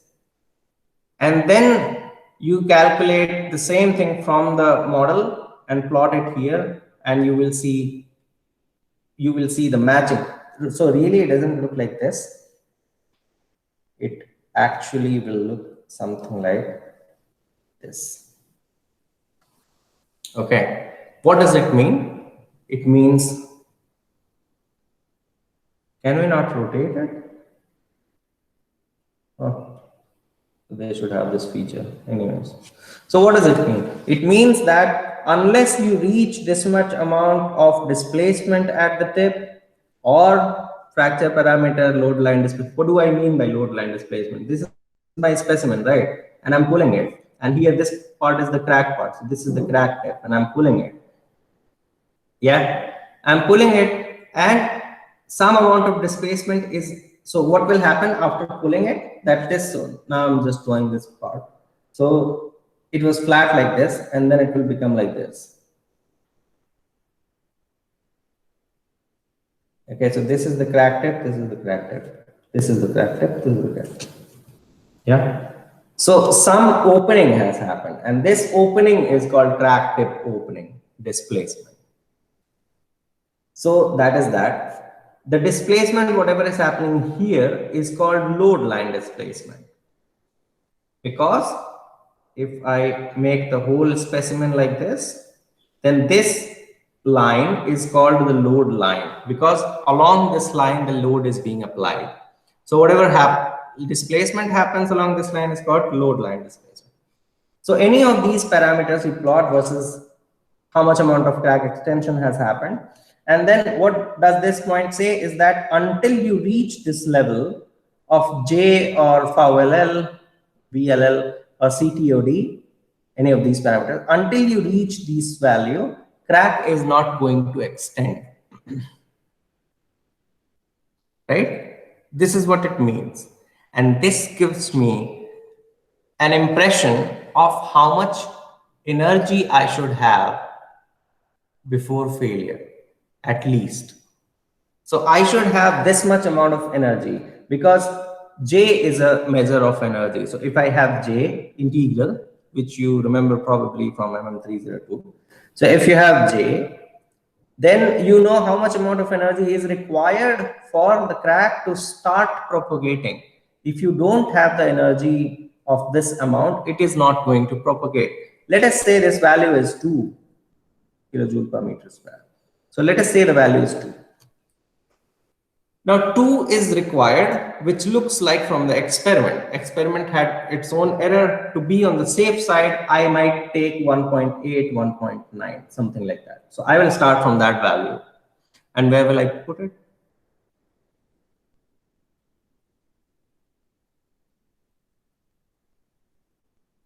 I will put it here. If you remember in the damage, we had fracture energy value required. And in that energy, I will simply put that value 1.8 or 1.9, any of these, and I will try it. I will begin with there. So it is not a fluke. It is not hit and trial. I have some sense, some idea where to start with. I told you the trick last time for the constraint strain rate and failure strain, that if you want to make it independent of strain rate and constraint, how do you make it parallel to these axes? if you remember what we did in the last damage model. Okay. So now what I want you guys to do is that in the same SSY model, you put the damage which we assigned in the last damage modeling experiment. You put those parameters and then plot the values. So you are applying the displacement in terms which corresponds to zero tree stress, right? So you plot at the end the value of displacement versus the J integral value. Now, how will you calculate the J integral value? Any idea? No idea? So are you guys there? Yes, sir. Yes, sir. Okay. Can you repeat, sir? What did you say, sir? Yeah, I will tell you again. So what I'm saying is that we did a damage experiment on a cracked body in one of the simulation classes, if you remember. So use those damage criteria in the SSY model, which you have done in the last week and which we discussed also today for Suraj and Nishika. So the boundary layer, modified boundary layer model, or the semicircular model.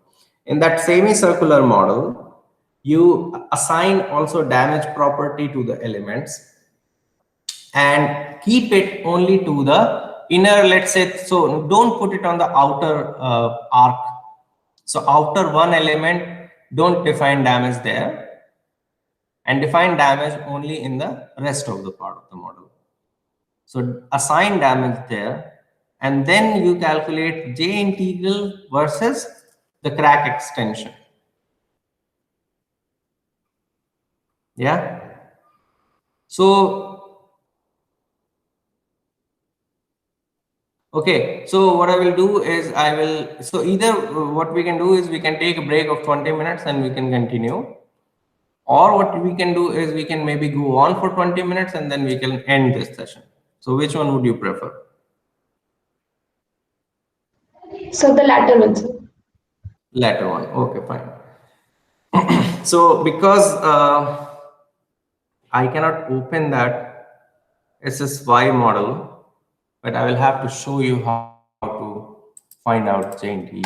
So let me open some, or I can just make it maybe. So am I sharing the screen now? Not right now. Yeah. So what did we do? We made a circle.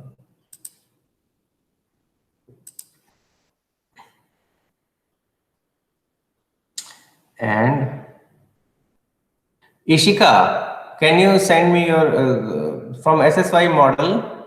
You have done that SSY model, no? Yes, sir.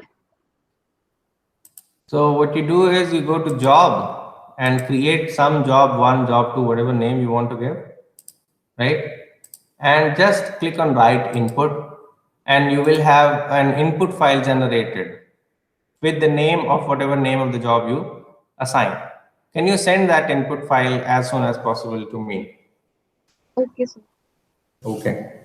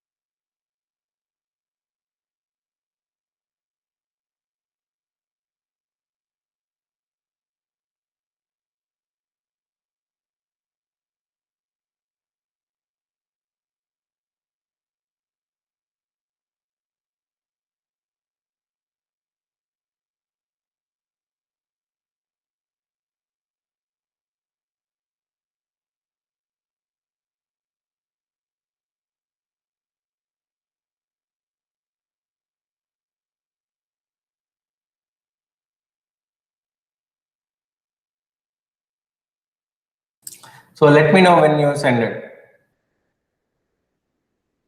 Sir, I sent the mail, sir. Are you able to open it, sir? My mail is on your screen.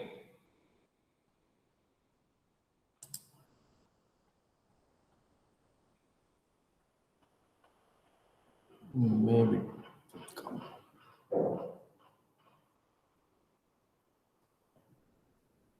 Yeah. Okay.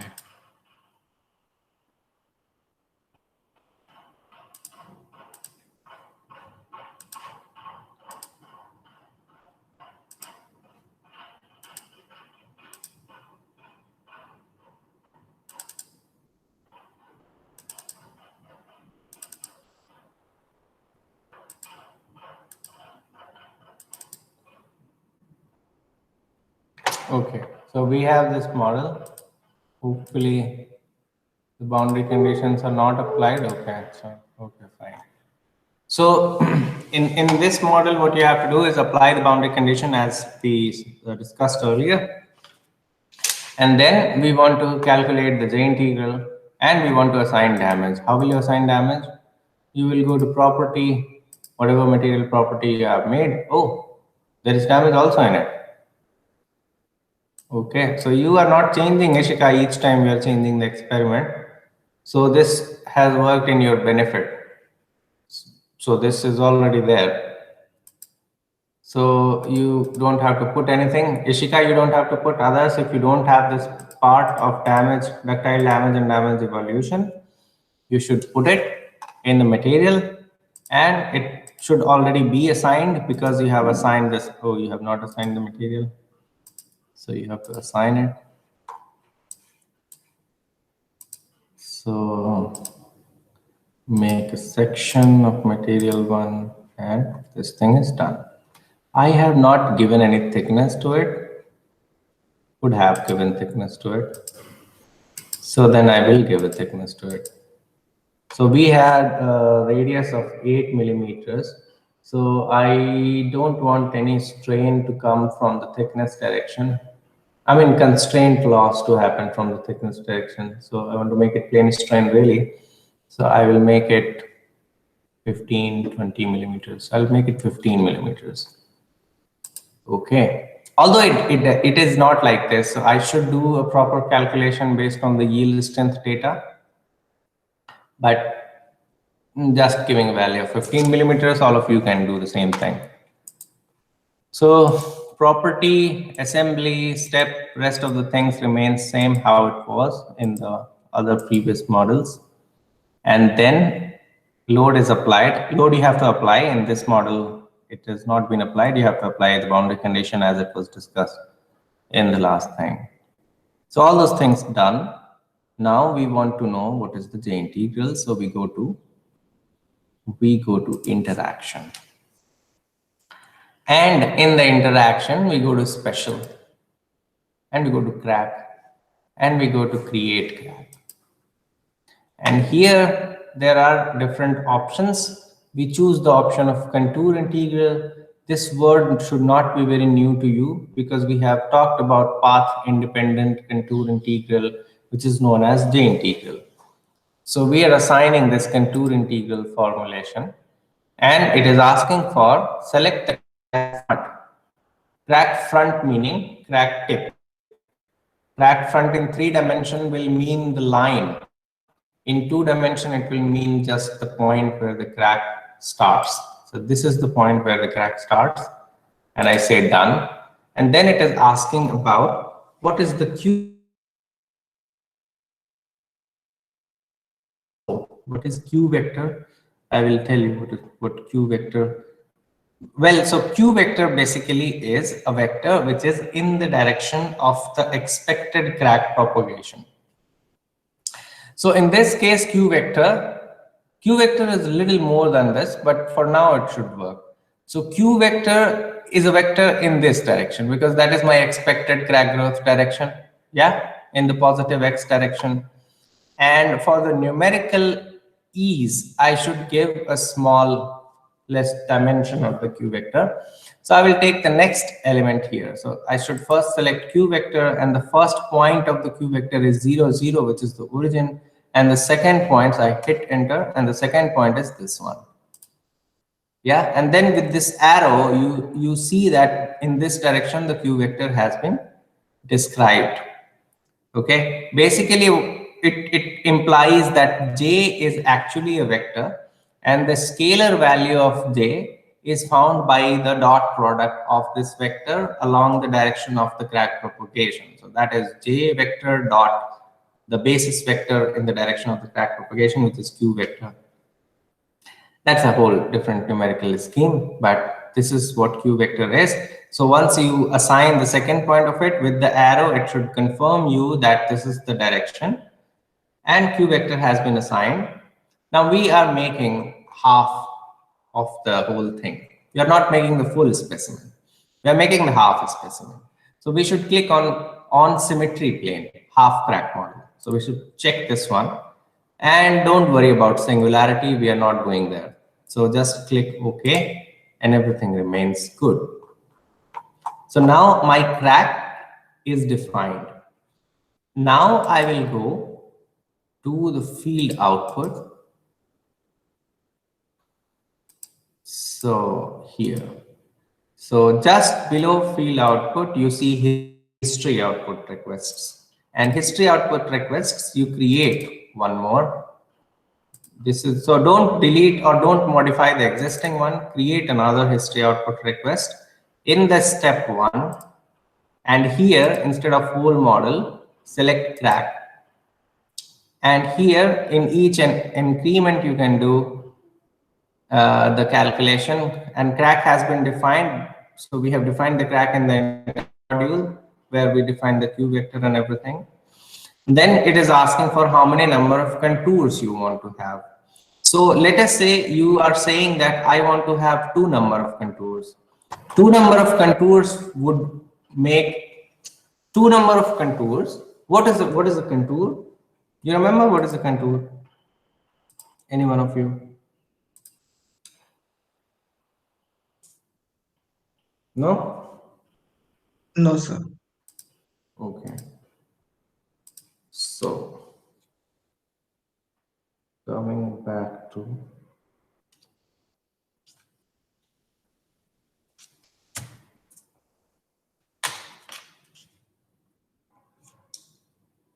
do I have a space in this? Yeah.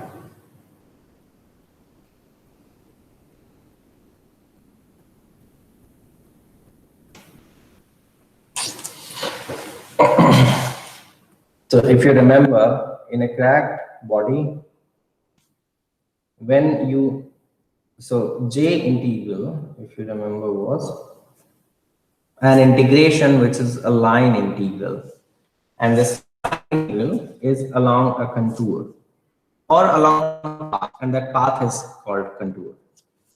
So the J integral was defined as the integration of strain energy density dot product with the coordinate minus traction vector into del u by del x ds, integration of this thing. So we have discussed this thing in our last course in the previous semester. So you can revisit that lecture, and you can find out. This integral has a lot of information and a lot of advantages of it. So if you remember, we started with the stress intensity factor. Stress intensity factor was an outcome of the theory of elasticity. Plastic deformation could not be entertained in that case, and real materials are actually plastically deforming. So George Irwin made a small modification saying that if the plastic zone is actually very small, we can still deal with the results which came out from the theory of elasticity, which was stress intensity factor. Stress intensity factor, which defines the stresses at the crack tip in this form. And this is stress intensity factor, which is also given as sigma pi a f of a by w. And so when plasticity becomes prominent, then this doesn't work. And what should we do then? So then there was another solution given by James Rice in the name of, so by the name of J integral, and that J integral simply defines that how much energy is consumed by the system, how much energy is given to the system. So it is basically conservation of energy law here.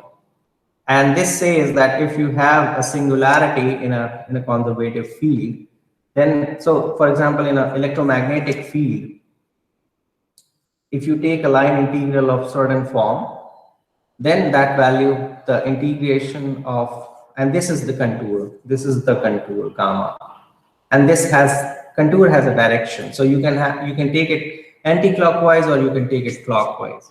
So if you take an integration of a conservative field, which electromagnetic fields are, if you take integration line integral of the force, and the radius is also FDR, if you take this one, it will always 0. It simply means whatever is coming in is going out. So nothing is being preserved, nothing is being created. It simply means that. If you have a charged particle inside, or if you have a magnetic particle inside, then this thing will not be 0 because you have a source of energy in it. Okay? So this is the basic physics of this equation, and the same thing has been brought up by Rice in the field of continuum mechanics, where you say that the stress is a conservative field, which is only true as long as the material is nonlinear elastic. We will not go in that detail. So this is the integration which we are trying to calculate, and this is defined on a contour like this, and the value of this contour just flips. So if f dot dr, if I put a positive charge here and calculate f of dr, and that has some value p or rho, then if I take the same integration on an opposite contour, it will be minus rho. That's the only difference of the direction of the contour. So it changes the reference frame if you change the contour direction. So in this case, the contour is like this, not here. So that part is not there. And this is the contour. And because the crack tip is a singularity here, it is not going to be 0. So this is what we are trying to calculate. And we have to define how many number of contours. In abacus, if I say that I need 2 number of contours, I need 2 contours. Okay. And here I have some elements like this.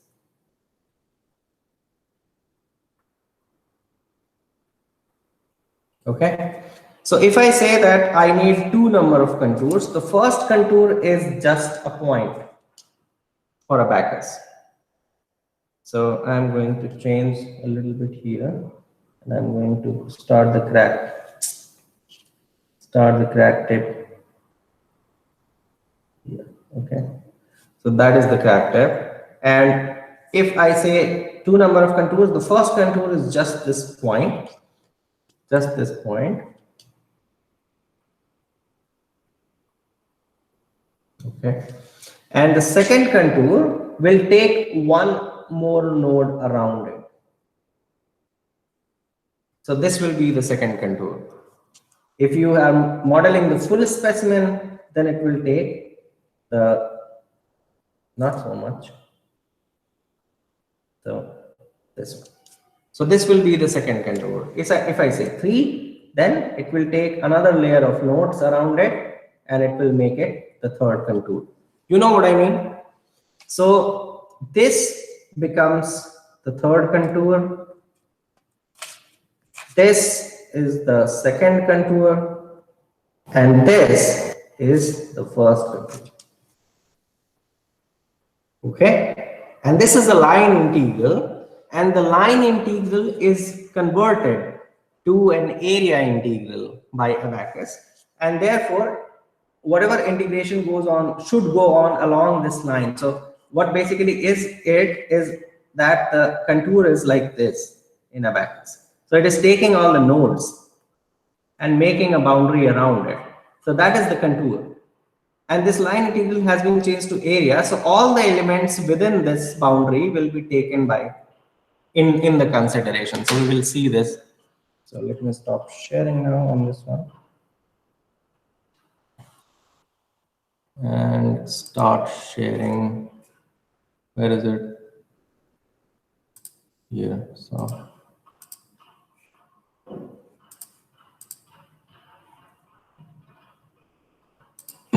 So I put here 20 number of contours. We will see why initial few contours will be causing path dependence.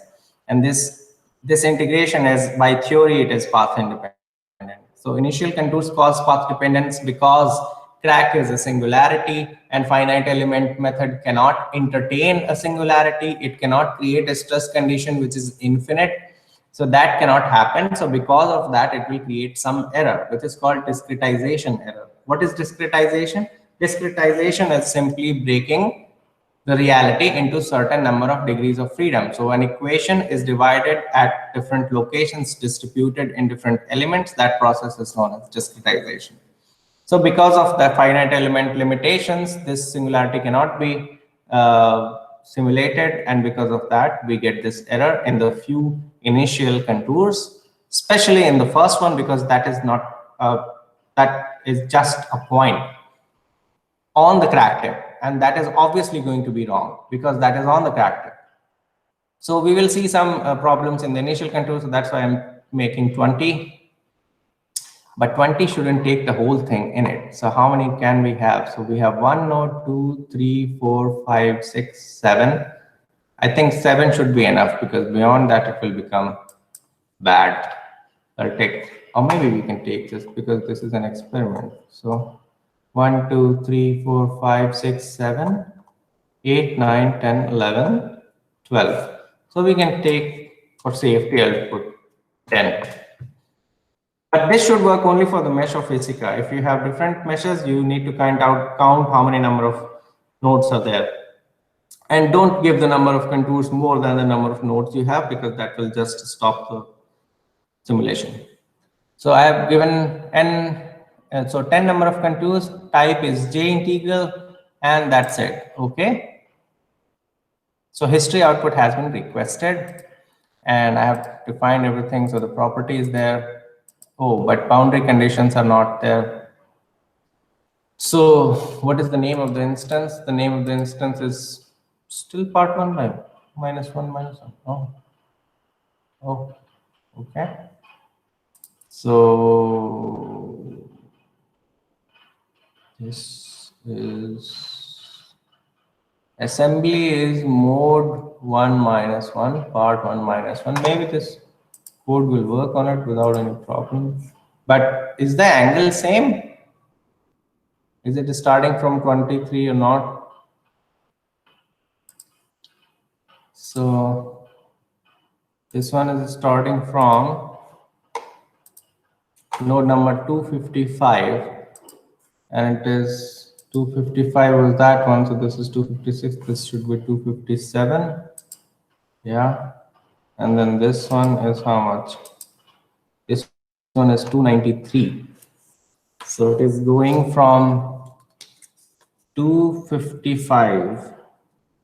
So 255 going to 293. I'm assuming the last one will be how much?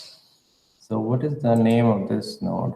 This will give me a, oh, so now I'm getting, okay. So 14 is the last one, and this one is 13.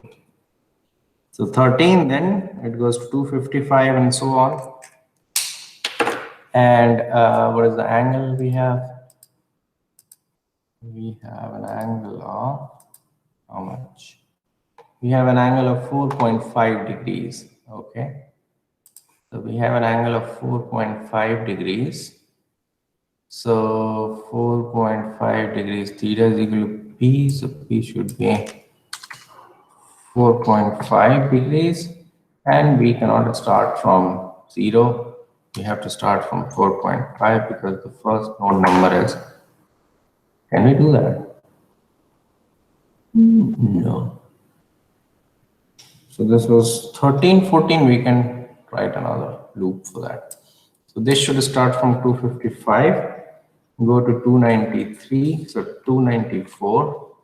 So this should work there. and then I need another loop.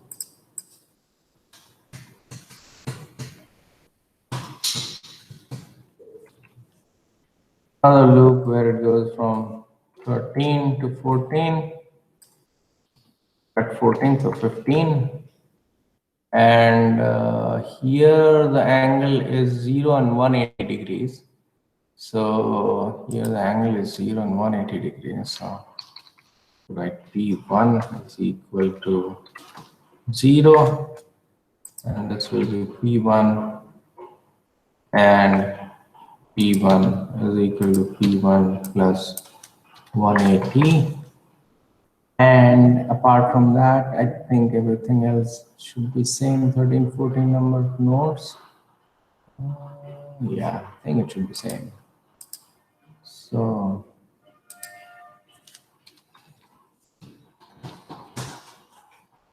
let's see. Where is it?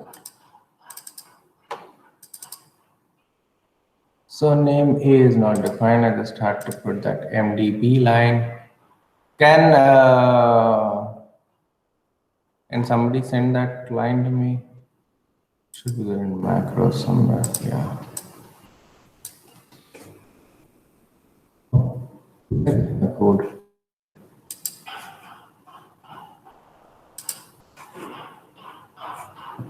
I saved it with a different name. Anyways.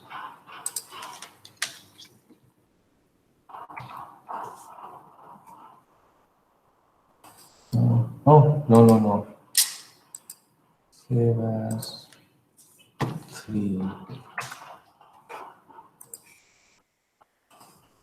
Run script. Now what? Part 1 by 1 is not there. Instances part 1 by 1 is not there. Why not? It is there. Oh. That is the issue. So Control H, and I want to change this thing to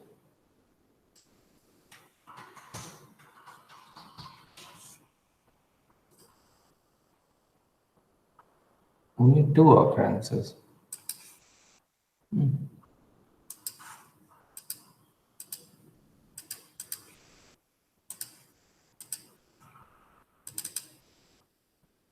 Now what? N1 is equal to part 1.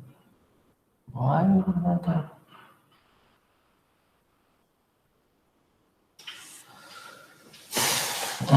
Okay.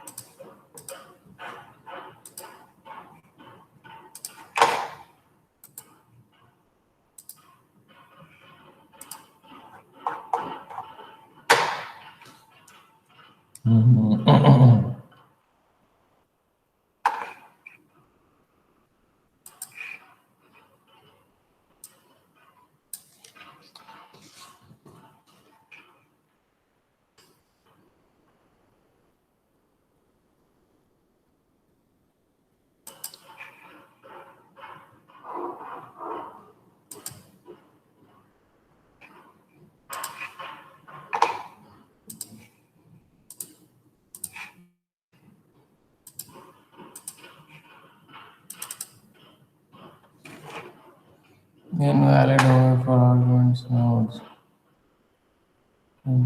Error invalid owner of arguments. Owner of argument nodes. Line 44.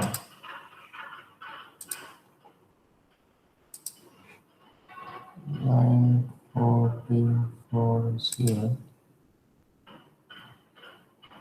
Node 1, N1, Y.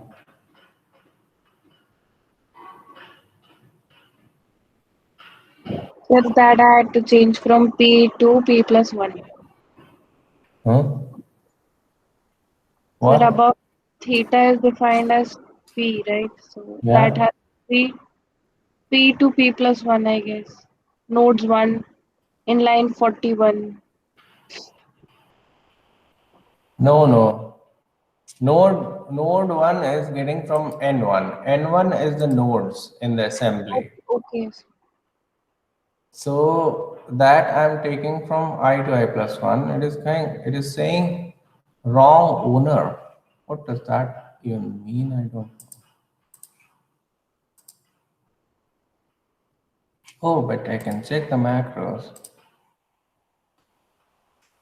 So it is also taking node 1, but now it is taking from the mask and instances but 1 minus 1 root assembly. So everything else looks same. Step is step 1, the rest of the things are same. I don't know why it is closing. So let's remove these two.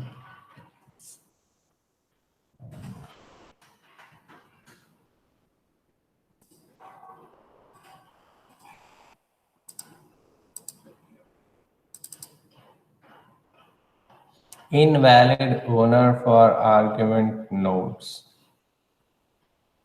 Invalid owner for argument nodes. Nodes.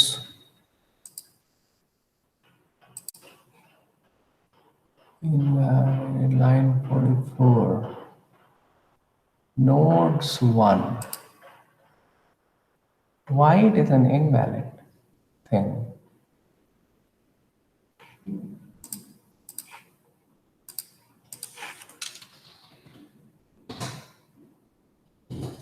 So node 1 is masking.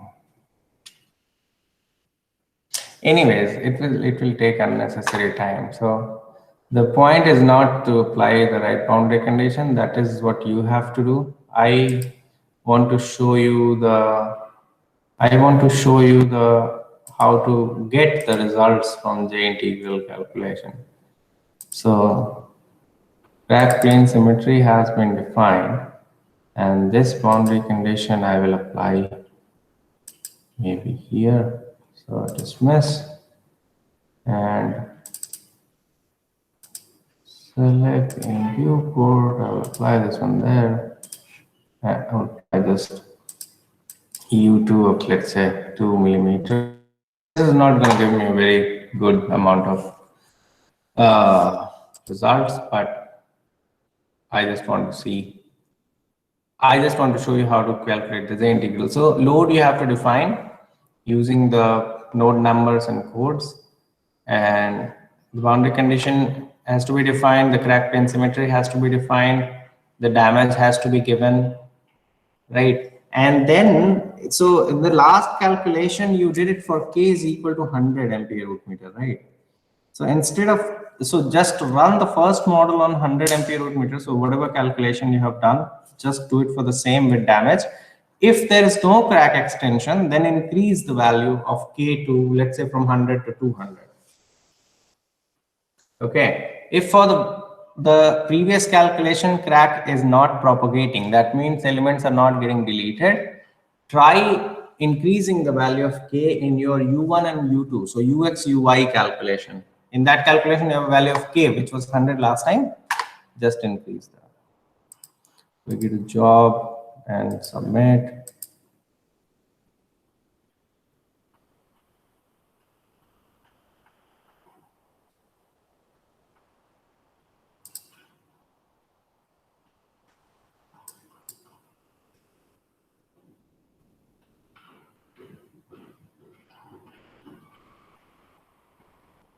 No step definition. Step was there.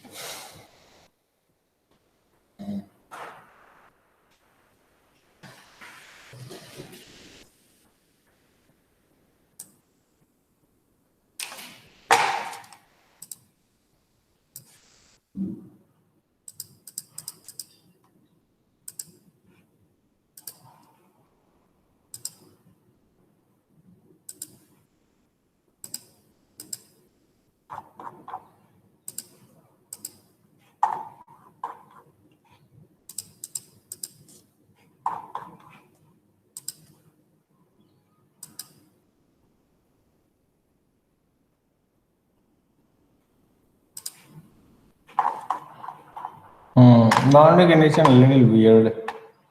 In this case here, it has not been applied.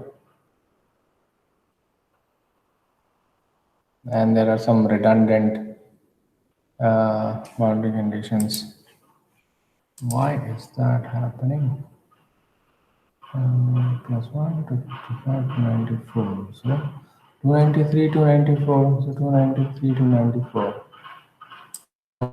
Like that.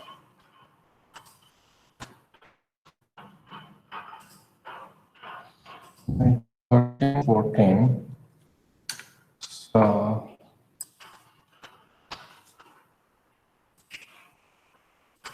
maybe that's the reason.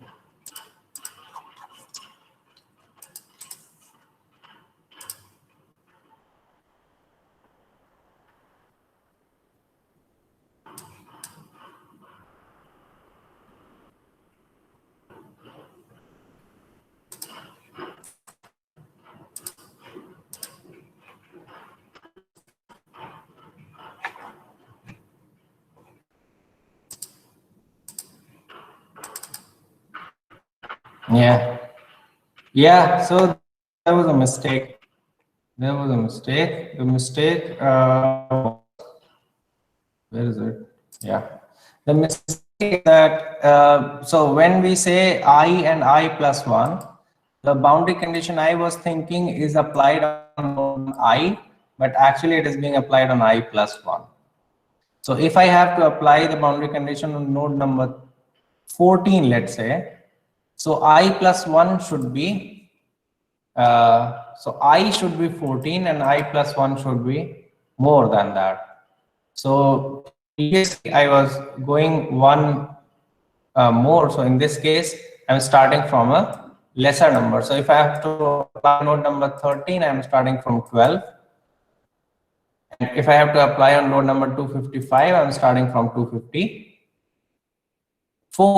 So meaning here it will be 254, 255, and the boundary condition is applied on I plus 1. So it will be applied on 255. So this was the problem because of which it was going here and there.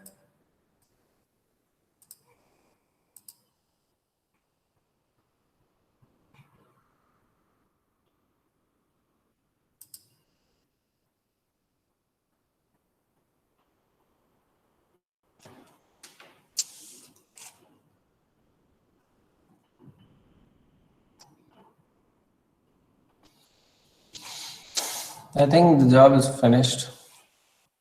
Look at the results and yeah, it looks okay.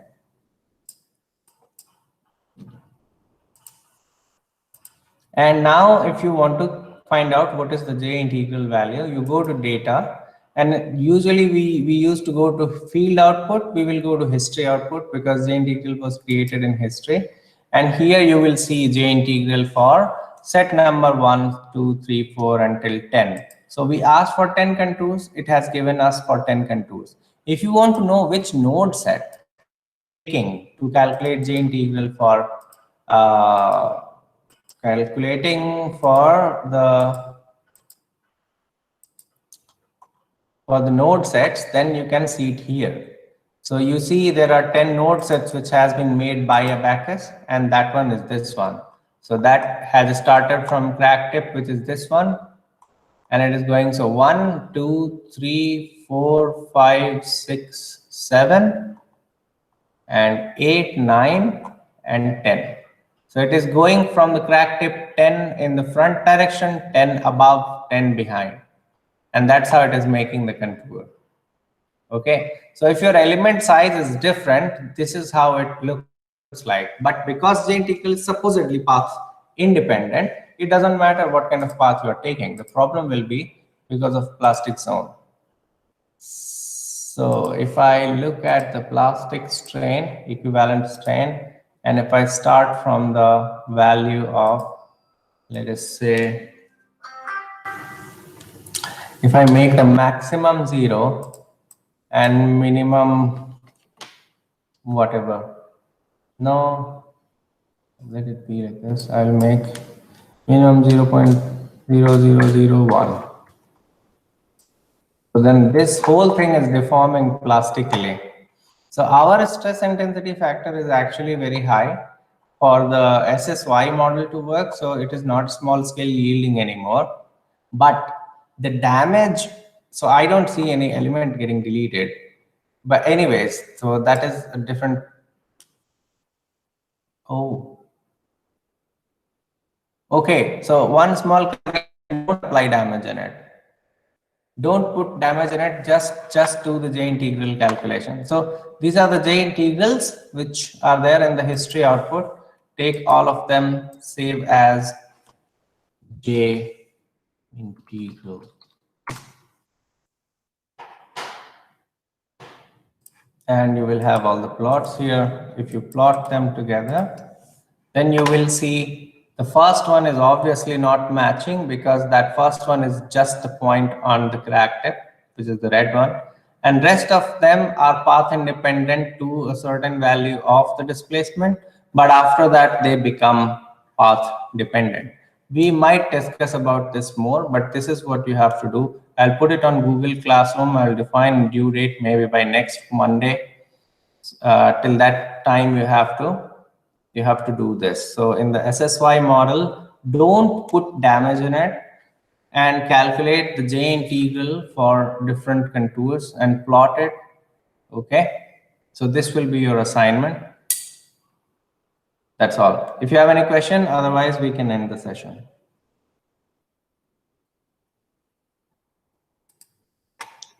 Okay, so we will try it. Yeah.